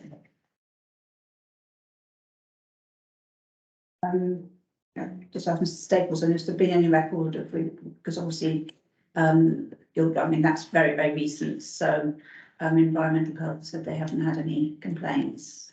No, certainly prior to this application, there is no record on file of any complaints relating to noise. So in this sort of instance, Environment Health would risk assess effectively applications that receive for premises licences. And one of the big red flags from an environmental health point of view would be existing or prior noise complaints about similar activities. My understanding from environmental health is that there wasn't records that indicated that sort of issue in this instance. So the decision to not make representation was principally based on that. If a subsequent application was made and noise complaints had been received and substantiated, that would put things into a different context from an environmental health point of view. But at the time the application received, that wasn't the case. No, so this is just too recent to kind of, okay. And just another question for you, because again, Mr Brayford, sorry, raised concerns about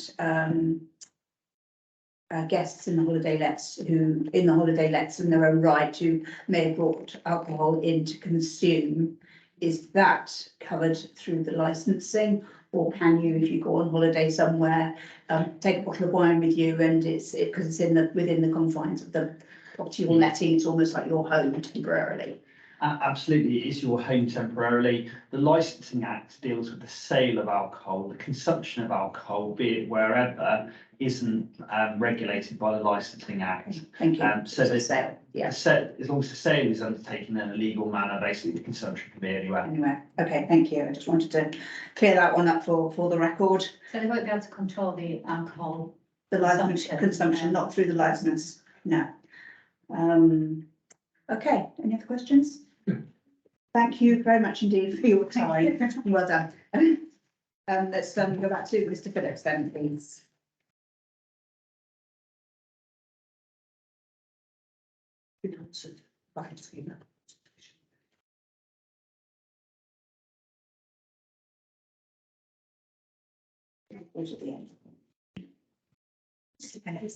Hello. You'd like to take us? Yeah, oh, really, you've got the window open. Yeah. Try and keep the temperature down. Okay. Right, well, I'm sure you've probably been able to hear from next door, but I will just repeat that you will have your 10 minutes to make a representation, and members of the subcommittee can ask you some questions for clarification afterwards if they so choose. That's okay.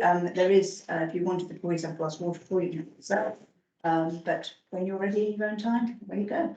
Thank you. And thank you for the opportunity to be heard. Hopefully I'll just be using 3 minutes of your time, not the full 10 minutes. Air conditioning goes on. Yeah. Firstly, I'm not sure if I need to declare it. 20 years ago, I was a West Devon Borough councillor. You know, I was actually the mayor 20 years ago as well. So, and I'm currently a parish councillor on Plasterdown Parish Council. It was 20 years ago also that I moved to Bratton Clonbelly. I moved there for the peace and quiet, restoring the village mill, making it our family home. In addition to that, it was 20 years ago my daughter was born, and we're there now. I know the previous owners of Eversfield, when they sold it to the applicants, there was a family home with an art studio for the owner's wife. There was an office, a garage, and a workshop, and a barn conversion, which was occasionally used to accommodate visiting family at one's function. It might have rented it occasionally, but it wasn't rented on a regular basis. The applicants, when they purchased Eversfield, started carrying out works to the buildings. They installed some external insulation, upgraded some PV. Great, I thought, brilliant. It's good for the property. Although they did, for some reason, didn't use local builders. They seemed to use builders from Cornwall somewhere, I think. But then they started more building works. The query was raised in 2019 with the enforcement team. During lockdown, swimming pool was built. I thought it's quite large for a family of four, but oh well, that's what we want. Then I saw the web page, and that's when the noise started really kicking in. Another query was raised with the enforcement team. This is Devon Jarvis, his name, who I understand has invited the owners to make applications as planning applications. All these works, of course, have happened whilst Professor McNillis has been chair of the planning projects. I've yet to see any planning applications other than 2019, where the owners wanted to build houses in their field. This, of course, was turned down when the statements made on the refusal was having a harmful impact on the historic landscape setting. The relevance for all this is it's usually a process for consultation with the planning process. And yeah, which would include wildlife surveys, you know, for the bats and owls and highways, etc. But considering a licensing application like this is a bit like putting the cart before the horse, because none of those consultations have taken place. That all said, I do understand that you're here to consider the licensing application in isolation. And you can only consider the 4 points that I thought could include the highway safety, and not, but presumably not, but noise. But I refer you to the report from SB Consulting, we've been referred to already. And you will see that any noise from the site address will result in significant adverse impacts on the whole village. I mean, you've been hearing other witnesses, you know, attest to that. Can I also draw your attention particularly to objection number 15, which is the parish council objection, where the what's to say, you know, any noise carries right across the whole village. There is, yeah, I was going to go on to talk about the access off the bridle way being very dangerous, and you know, on a road that links the village to the local primary school. I've said it now. People come to the village, they come to Bratton Valley for the peace and quiet, get away from the war. Indeed, the application site is where Mr. Captain James Hewitt used to take Lady Diana to get away from it all. When the A30 was built, the village said no to a slipway because they wanted the village not to change, they wanted to be isolated. And because of its location and its orientation, this is not a suitable location for the house. You know, the house is elevated, sort of any noise just gets carried right across the village.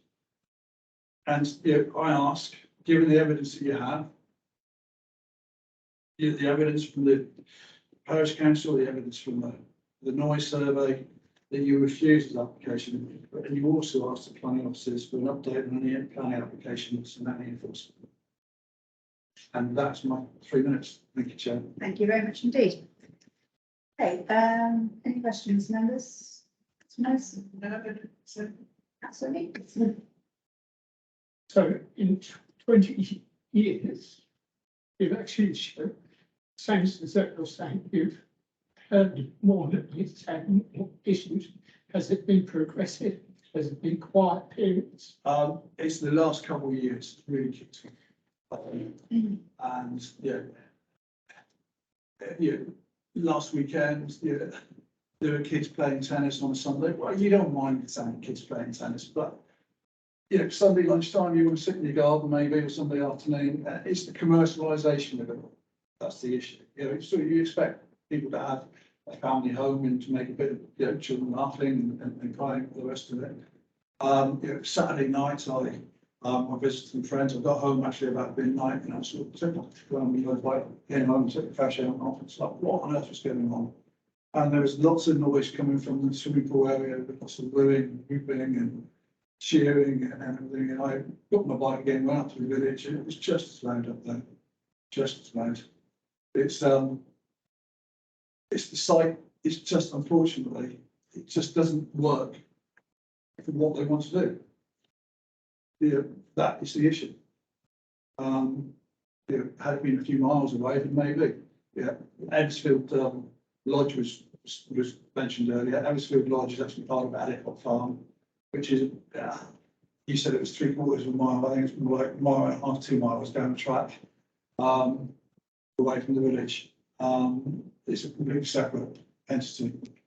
It was called Eversfield Lodge because Mark used to own Eversfield, started Eversfield Organic there, and then they had the house which he rented out. Thank you. Okay, thank you very much indeed for your time. Very much appreciate that. Mr. Porter. Probably getting to know the drill in the next room, lined up ready to go.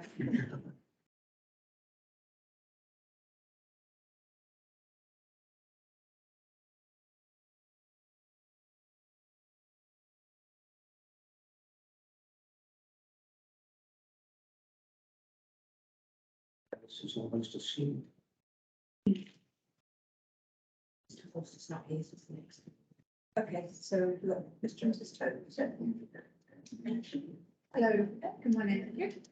So, Mrs. Toad, Mrs. Toad, yes, I guess it to be addressed. Far be it for me to offend. I am speaking on behalf of my husband, Okay, Roger well, Toad, as well. probably been able to hear what we've been saying, that you do have 10 minutes in which to make your presentation. While the last presenter was in, we turned the air conditioning on. Has that affected the sound in the next room? No, it's occasionally patchy, but it's just. You are able to hear Yeah, that. I just wanted to, yes. it's actually quite loud behind me, Yes. so I just wanted to check. Okay, so you have your 10 minutes, and when you're ready, we go. Thank you. Well, I'd just like to point out, first of all, that we have not received any offer of any consultation at all from the applicant at any time regarding what they would like to do, whether they can alleviate the noise or anything like that. So in the light of that, this is what we would like to say. Prevention of crime and disorder, we'd like to say that if granted, this application would be hugely divisive. The potentially detrimental effect on people's ability to sleep, tempers, to mental health, and the frustration generated by the few spoiling the lives of the many could be a recipe for confrontation, and at best it certainly will not improve the community spirit of the village. Now, because there was no opportunity to highlight the road safety issue prior to this application, because we have not ever seen any planning applications for this property to become what in effect is a commercial operation, I would just like to highlight the road access. The highway is narrow, the access is to the property lack visibility, the entrance is shared with a well-used public footpath, the Packhorse Trail. The roads leading off the major routes are not appropriate for increased volumes of traffic, with drivers unfamiliar with narrow country lanes. And in fact, in February, Lee Zoo herself actually objected to a planning application for a single dwelling whose vehicular access would be off exactly the same road. Quote, will cause potential safety hazard to the existing traffic. Also, I feel that I agree with a neighbour who is rather concerned about the fire hazard, because visitors to holiday destinations have frequently demonstrated that some can be unthinking and careless with fire. You don't want to watch the news. And there was a fire pit at Eversfield, we understand, and certainly woods and at times cereal crops along the fences. And if you get inebriated people, that can be a problem. Prevention of public nuisance, apart from agricultural activity and sporadic traffic, the default situation is near silence outside our house, as evidenced by the noise assessment. Noise generated by activity at Eversfield due to the topography, and particularly in summer with easterly air streams, carries clearly across the village, across the valley to the village, and at times we can even hear conversations from the manor. Last year's visitors could be heard at intrusive levels, and last weekend, you wrote this, right, that's on the 4th and the 12th to the 14th of August weekend. Very loud shouting and screaming have carried on until well after midnight. We spent 3 years of our lives and our life savings building off a Hever house, or Ever house, in the belief that the adjacent property was and would continue to be a private house, and the tranquil surroundings would be permanent. The concept of large parties eating and drinking outside is simply inappropriate and directly impacts on the enjoyment of our property and hence our mental health. Gardening is our passion. It's common knowledge that noise volume increases with alcohol intake as revellers raise their voices to be heard over others or over music. We are so used to silence that it would not be possible to sleep while any outdoor partying is taking place, and the garden would become a no-go area for any period when noise is being made, as we discovered last weekend. We would never dream of having music on in our own garden, let alone, you know, wanting to hear other people's music or noise. It's just inappropriate. Amplified outdoor live music is truly terrifying. For it to take place infrequently would be bad, but the 365-day application from midday to 2300 plus extensions on several occasions beggars belief.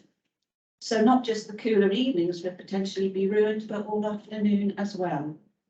And we are aware that an alcohol licence confers an automatic right to play live or recorded music with or without a music licence. I know light pollution isn't supposed to be part of it, but this is a dark sky area that we're in. And before the activities applied for, the property had been well lit, and there was a concern that there would be dramatically increased with outdoor drinking, dining and music, and be a further nuisance to ourselves and the plentiful wildlife.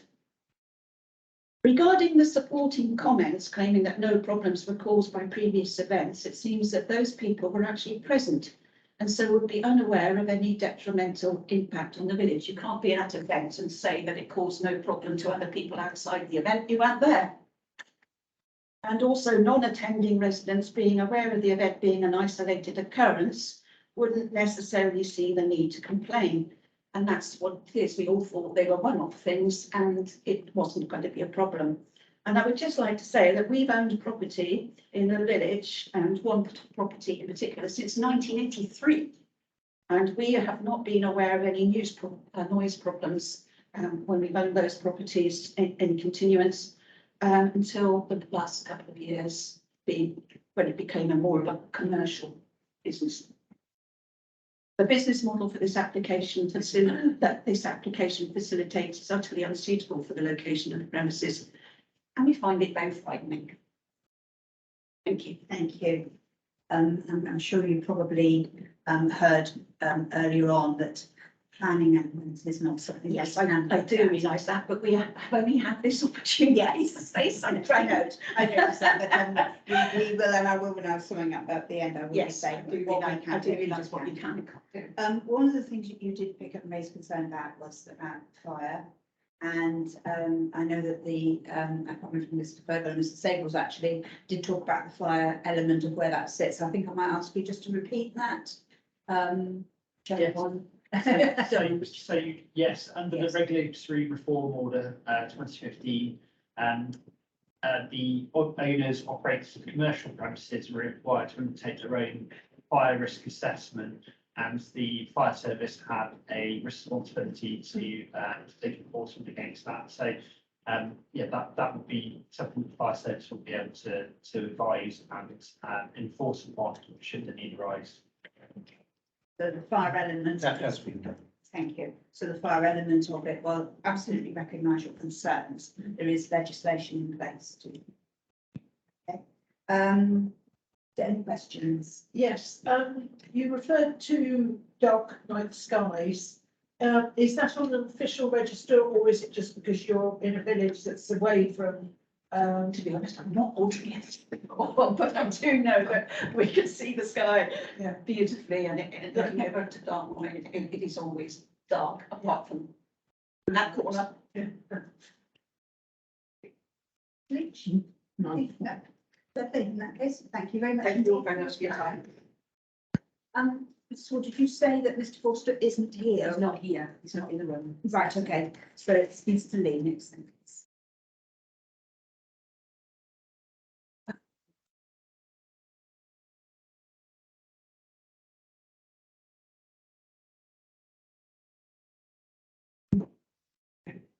Lee, welcome to you. Thank Take a seat.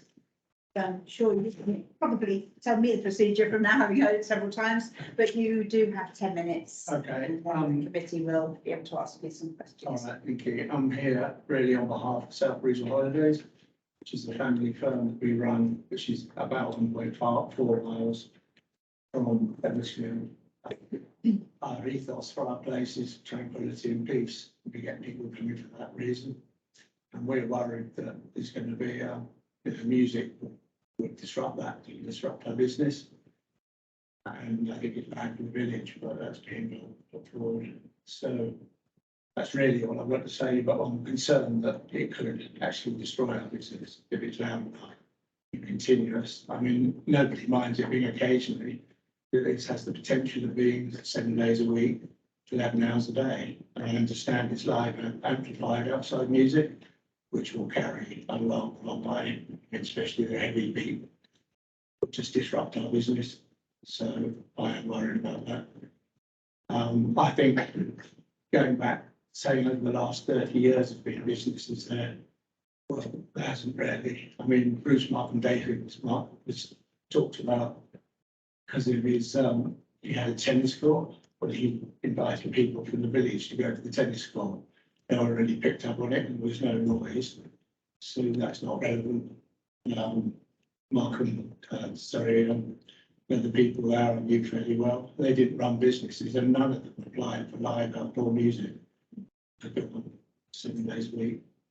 So I'm concerned it'll be a big problem for us. I mean, people will stop coming if it's noisy. If we said there would be no outside amplified music, It's not at all now. It was on the application. if we took it off, He took it off. Well, that's the first I've heard of it. I mean, is this because people are complaining? There's no outdoor live music at all now, all inside. but we sympathise with the noise objections, and that is what we've decided. So you think that there was a need noise pollution at all? There'll be people talking. No, I'm So if we're talking about going to music. take off the live music, Right. if there is any live music, it will be indoors behind very thick walls. And you talked about controlling the noise level outside. I mean, for the music, so you pick up Yes, the music level outside. there is a device that will measure the sound input. Right. And Is that feedback. automatic or? Yes, it'll be up 24 hours So a not day. decibel level might be set at.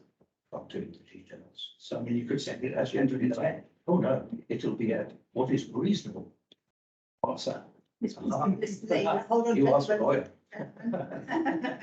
So Well, there's no Mr. light Lee, outside. Mr. Lee. What's considered? And Mr. Stockbridge, please could I just ask you just to refrain? It's not about a cross-examination. I will accept questions to the applicant, but through me. Okay. And Yes, they need to be on the relevant. And Mr. Stockbridge had advised the committee right at the start, and I've got it written down somewhere. bits of paper that I actually, that he has, there are steps being taken to address noise nuisance, and that's. Can I write it down? I'm sorry. Have we got, have we got it on the notes of what Mr. Stockbridge did advise at the start, which was with regard to the withdrawal of the elements regarding live music?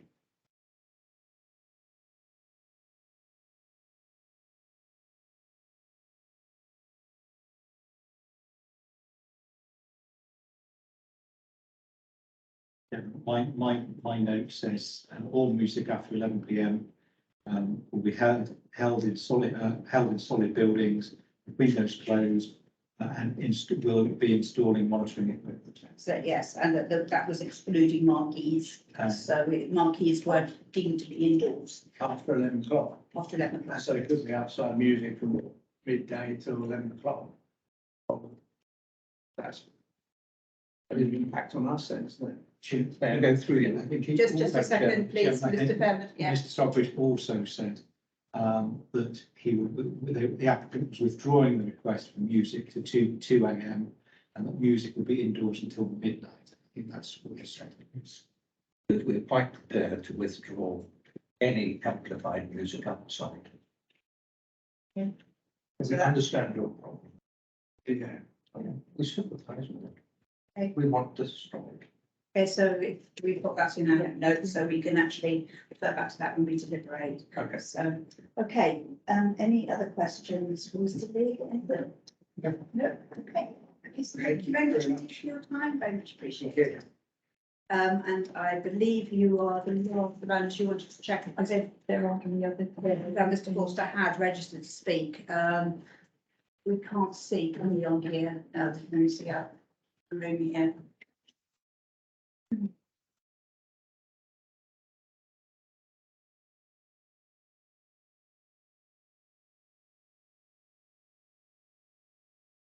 Yeah, okay, lovely, thank you. I'll have a look at the minute just to make sure I do think we're in the right order. So I'm now going to ask if any of the subcommittee members do have any further questions for Mr. Stockbridge. That's nice. Yes, obviously, no consultation was carried out as per the rules and regulations, but did the applicant ever suggest that it would be a good idea to do so? It seems a bit strange to me, doesn't that? The applicant saw it as a way of making things better. Because by applying for the license, he would have much more control over the consumption of alcohol. And didn't see the need to speak to other people, because it wasn't going to increase the amount of alcohol consumption, it would actually decrease it. I think you did mention that the applicant did invite members of the village as well to a meeting. Did you say that you invited the members of the village to a meeting to do with noise, not to do with the application? That was generally as part of- At the extraordinary general meeting, yes, Lee should did that. Yeah, thank you. I did have one question, and I did write this down, as I've got so much stuff written down, I couldn't find the relevant bit. When you talked about right at the start that how you were looking to address noise nuisance, one of the things that you said, and given that a lot of the concerns have been raised about the impact of alcohol, which admittedly is consumption rather than sales, but one of the things you did say was that only alcohol purchased from the manor will be able to be consumed on site. Presumably, are you talking? In the licensed premises. In the licensed areas premises. hatched in red. Yeah. Any resident Yeah, that's what I has wanted the to check. entitlement to bring alcohol into their own premises. Yes. So But they that's, can't consume it in. yeah, that's what I wanted to double check. So that's what you're looking at is the actual, and that'll be monitored through the staff. Through the DPS. Yes, being able to see what people are consuming, that they have actually just purchased it on site. Okay, thank you. Members, do we have any last questions for Mr. Stockbridge? Because once I invite him to make his closing statement, there will be more questions. No. No, okay, brilliant. Okay, Mr. Stockbridge, if you'd like to make a closing statement, you're welcome to do so. I think that we saw a lot of repetition and much of it irrelevant. The thing that we are very sympathetic with, of course, is the question of noise pollution. And it came up time and time again. And so the measures that we've suggested are certainly, we would accept it as a condition of the license. If the license isn't granted, then life will go on as it was. Being a responsible business person, of course, Bernard will do what he can to control the noise. I think, if I could just say one thing, I believe that part of the presentation could be classed as vexatious. Immediately after I attended the first parish council meeting, and it was quite toxic. Immediately after that, there was a meeting held at Mr. Phillips' house where they planned the campaign. And we've seen the result of that today. The same objections being raised time and time again. And it's a very difficult situation, and we hope that we could smooth it over. And by controlling the noise element, I'm sure we can do that. Thank you. Thank you. So I can't understand the reason of vexation in that people were entitled to have their opinions. I can't see Yes, why it's but this vexation. was because I didn't want to bring it up, but there's a long history of enmity between Mr. Phillips and Mr. McNellis, going back to the time when he stormed up the drive and said, "Why are you painting the Manor pink?" Okay, I am actually going, I understand where Councillor Moore is. I am going to stop you because Okay. I don't want personal comments. And I understand your position. There is a paper submitted on that. Yeah, we've reached it. So, yes, I mean, I'm happy about that. as I've said, we can only look at full licensing objectives, and then the public, Sure. of course, are welcome to make a recommendation, Excellent. either support or object, which is what they have done. So, where we will go from now is that now we've heard everybody, we will adjourn. And to make our decision, you are welcome to remain in the room. If you'd like to, I have a feeling that that will still be running. So just be mindful. Because we're going to go to a different room. And as a reminder for everybody who's listening in, that what we can look at and consider are the 4 licensing objectives, which is the prevention of crime and disorder, public safety, the prevention of public nuisance, and the protection of children from harm within the framework that is to be considered for licensing purposes. Madam Okay. Chair, there is one thing, Bernard McNellis is sitting in Los Angeles Yeah. on Zoom. And would he be able to make a statement? No, I'm sorry. It can only be registered speakers. Yeah. Okay. So thank you very much. And to the people in the other room, thank you. And just in case anybody has gone, I just want to thank everybody for their time and taking the time to come and make their views in a civil and courteous manner. It's been very much appreciated. And we will be back as soon as we can be back. Okay. Will that be after lunch or before? No, we won't. I think we will probably continue to push on through to deliberate and come back without lunch and have some lunch afterwards. Thank you. We will have a toilet break for anybody who does want one. Very necessary. Yes.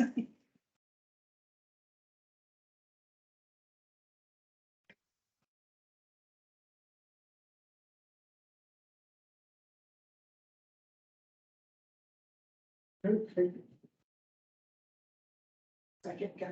That's nice.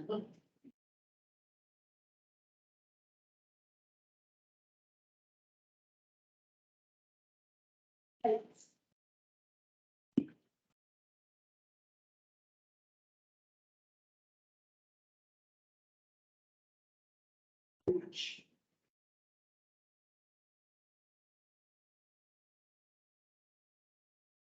Quite an unusual one, wasn't it? Quite a lot of representation. Yeah.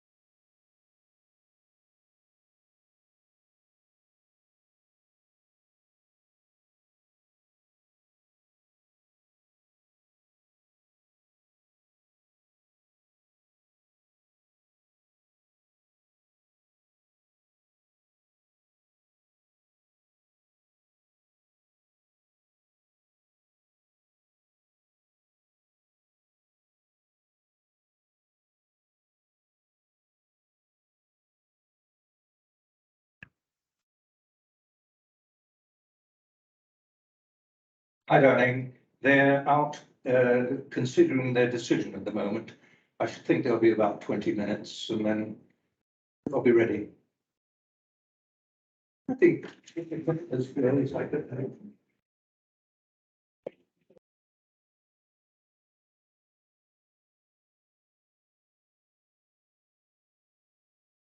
Then hear the smoke. Yes.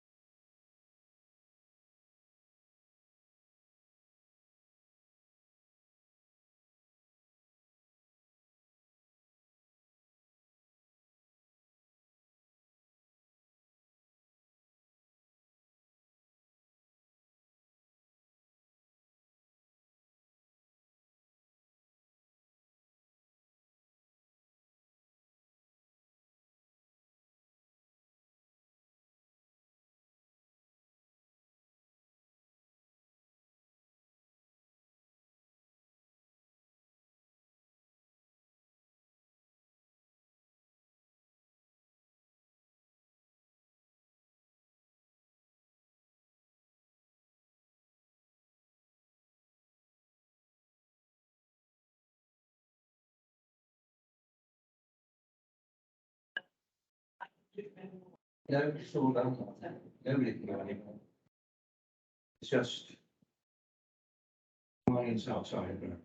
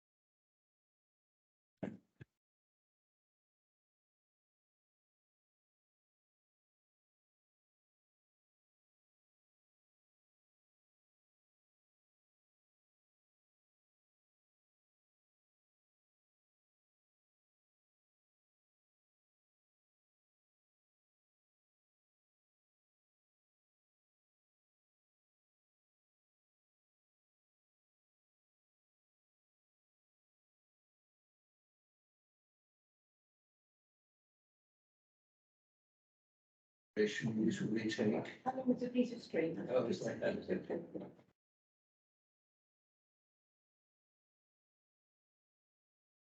Lots of license applications, we've never had a hearing with it.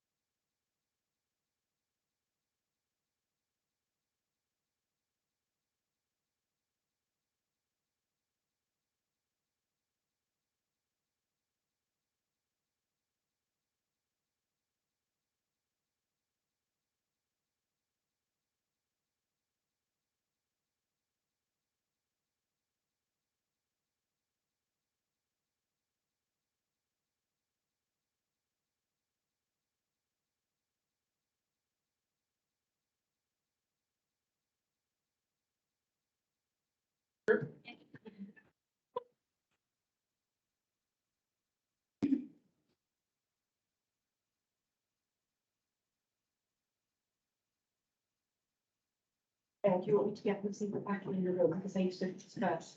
They can do. We've actually haven't had a decision. We just have some extra questions. So, Might be good just to. yes, if they just are aware that we're going to be asking some extra questions.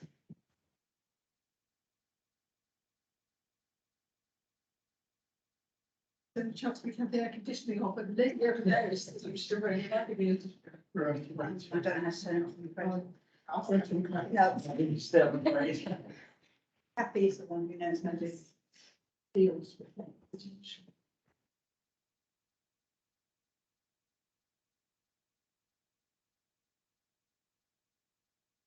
Right, can you switch the air conditioning off, please? Thank you. Beginning to shiver. Thank you. Thank you.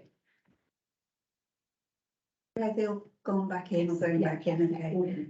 Thank you, everybody, for just coming back in. We just do have some, a few more questions, and as I explained at the start, subcommittee does need to be sure we have all the information, and sometimes we think of things that outside the room. I wanted to just ask Mr. Stockbridge, because we've talked a bit about numbers and how many people. With 18 self-contained, 18 people in the accommodation, with perhaps friends and family into the banqueting hall, which would take 30 people. But of course, within the application, it does state that they're looking to use the area, shall we say, the premises, for things like weddings and plays, and which would presumably be in the marquee or even possibly outdoors. So where these would be presumably catered for events.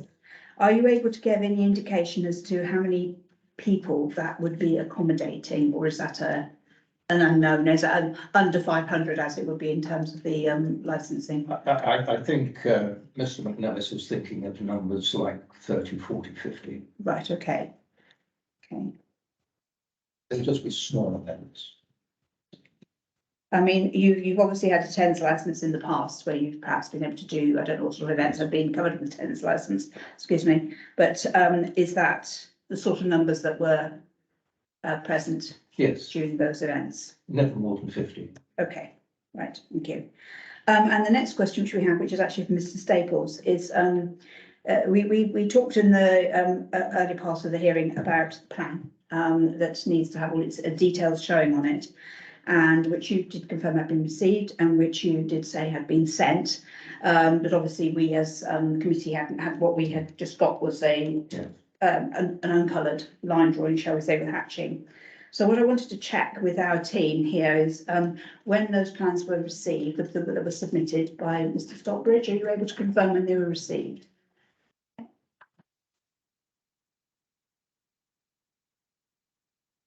So the plans, the overarching plan showing the site, I believe was accepted, was it the 31st? They were accepted on the 31st Of May. and it was on the 24th of May that we got them in. Okay, and so that's the plan that's formed part of the agenda. I'm talking about the plans that came with all the supporting information. As Mr. Fairburn asked questions about fire and the fire equipment, stipulating which rooms or which parts of the buildings, which part, where the premises would actually, what constitutes the area covered by any premises licence. So the additional plans show the different areas were received on the 24th of May. Molly replied to Mr. Stockbridge 2 days later, advising that those plans weren't accepted by the licensing authority because they didn't show the required detail. Essentially, the main issue was that it wasn't possible with those plans alone to understand what the licensed area was and where those buildings were in relation to the site overall, basically in terms of the licensed area. So we've got further correspondence on the 23rd of 27th of May, beg your pardon, that was sent through, essentially rejecting those plans and requesting amended plans. And when were the amended plans received? That was the 31st, I believe. The final plan was received on the 31st of May. Yes, but was that the one which had all that required information on it? What I'm trying to establish here is we have within our agenda pack, which is the plan that comes with it, that is not robust enough to be deemed to be, if the subcommittee was going to approve, then, or in whatever shape or form that might look like, then that plan itself hasn't got the required annotations. While Mr. Stockbridge has explained them to us, but it hasn't got the required annotations because it would actually go with the premises licence. And my understanding is when the original detailed plans, shall we say, came in, that they were rejected from what you're saying because they weren't at the right standard, or they didn't have the right detail on them. Well, I'm presuming, I might be wrong, but I'm assuming then that Mr. Stockbridge then submitted the required, the necessary detail on the necessary plans. So Mr. Stockbridge, so following the email, Mr. Stockbridge produced the overarching plan showing the different areas that forms the plan in the agenda pack. Right. And there was also another subsequent plan that was produced showing the areas that were not licensed, which obviously is not required under the Act. So that's the chronology. There was a protracted period of contact between the team and Mr. Stockbridge regarding the application. The application itself wasn't accepted until the 6th of June because there were additional information that was required in other areas of the application. So it was an extended period of correspondence. Yeah, I understand that. Yeah, so the plan that has been submitted, that is acceptable in terms of the requirement, and which I have got, so hold on just a minute, Councillor Leach. The facilities such as the kitchen and fire perimeter where alcohol will be consumed off the premises, that plan was of sufficient detail and standard. It was accepted, but I think we've explored the fact that there are deficiencies under the regulations that should be included within that plan. So the plan doesn't meet the regulatory standard? No. Okay. I think if the original plans that Mr. Stockbridge submitted showing the different areas, if they were clearly identifiable on the overarching plan, perhaps a hatched area showing plan A, plan B, plan C, then we would get to a situation with a number of plans that would form an overarching kind of plan that would be acceptable. In itself, it doesn't meet the requirements of the regulations. Okay. There is a plan that's called the key plan, which shows the relationship between all of those. Even that plan doesn't show where those properties are in relation to the manor as a whole. And was that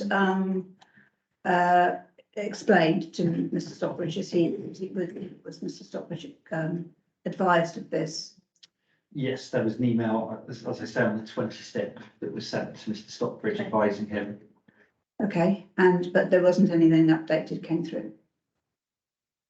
The update was the remaining. Yeah, was the but it additional wasn't, plan. it wasn't regulatory compliant.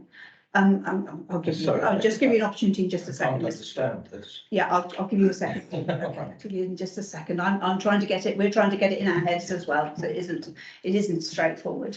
So I'm trying to get the time frame and as to whether that has been a regulatory compliant, if there is such a phrase, plan submitted to go with the licence application.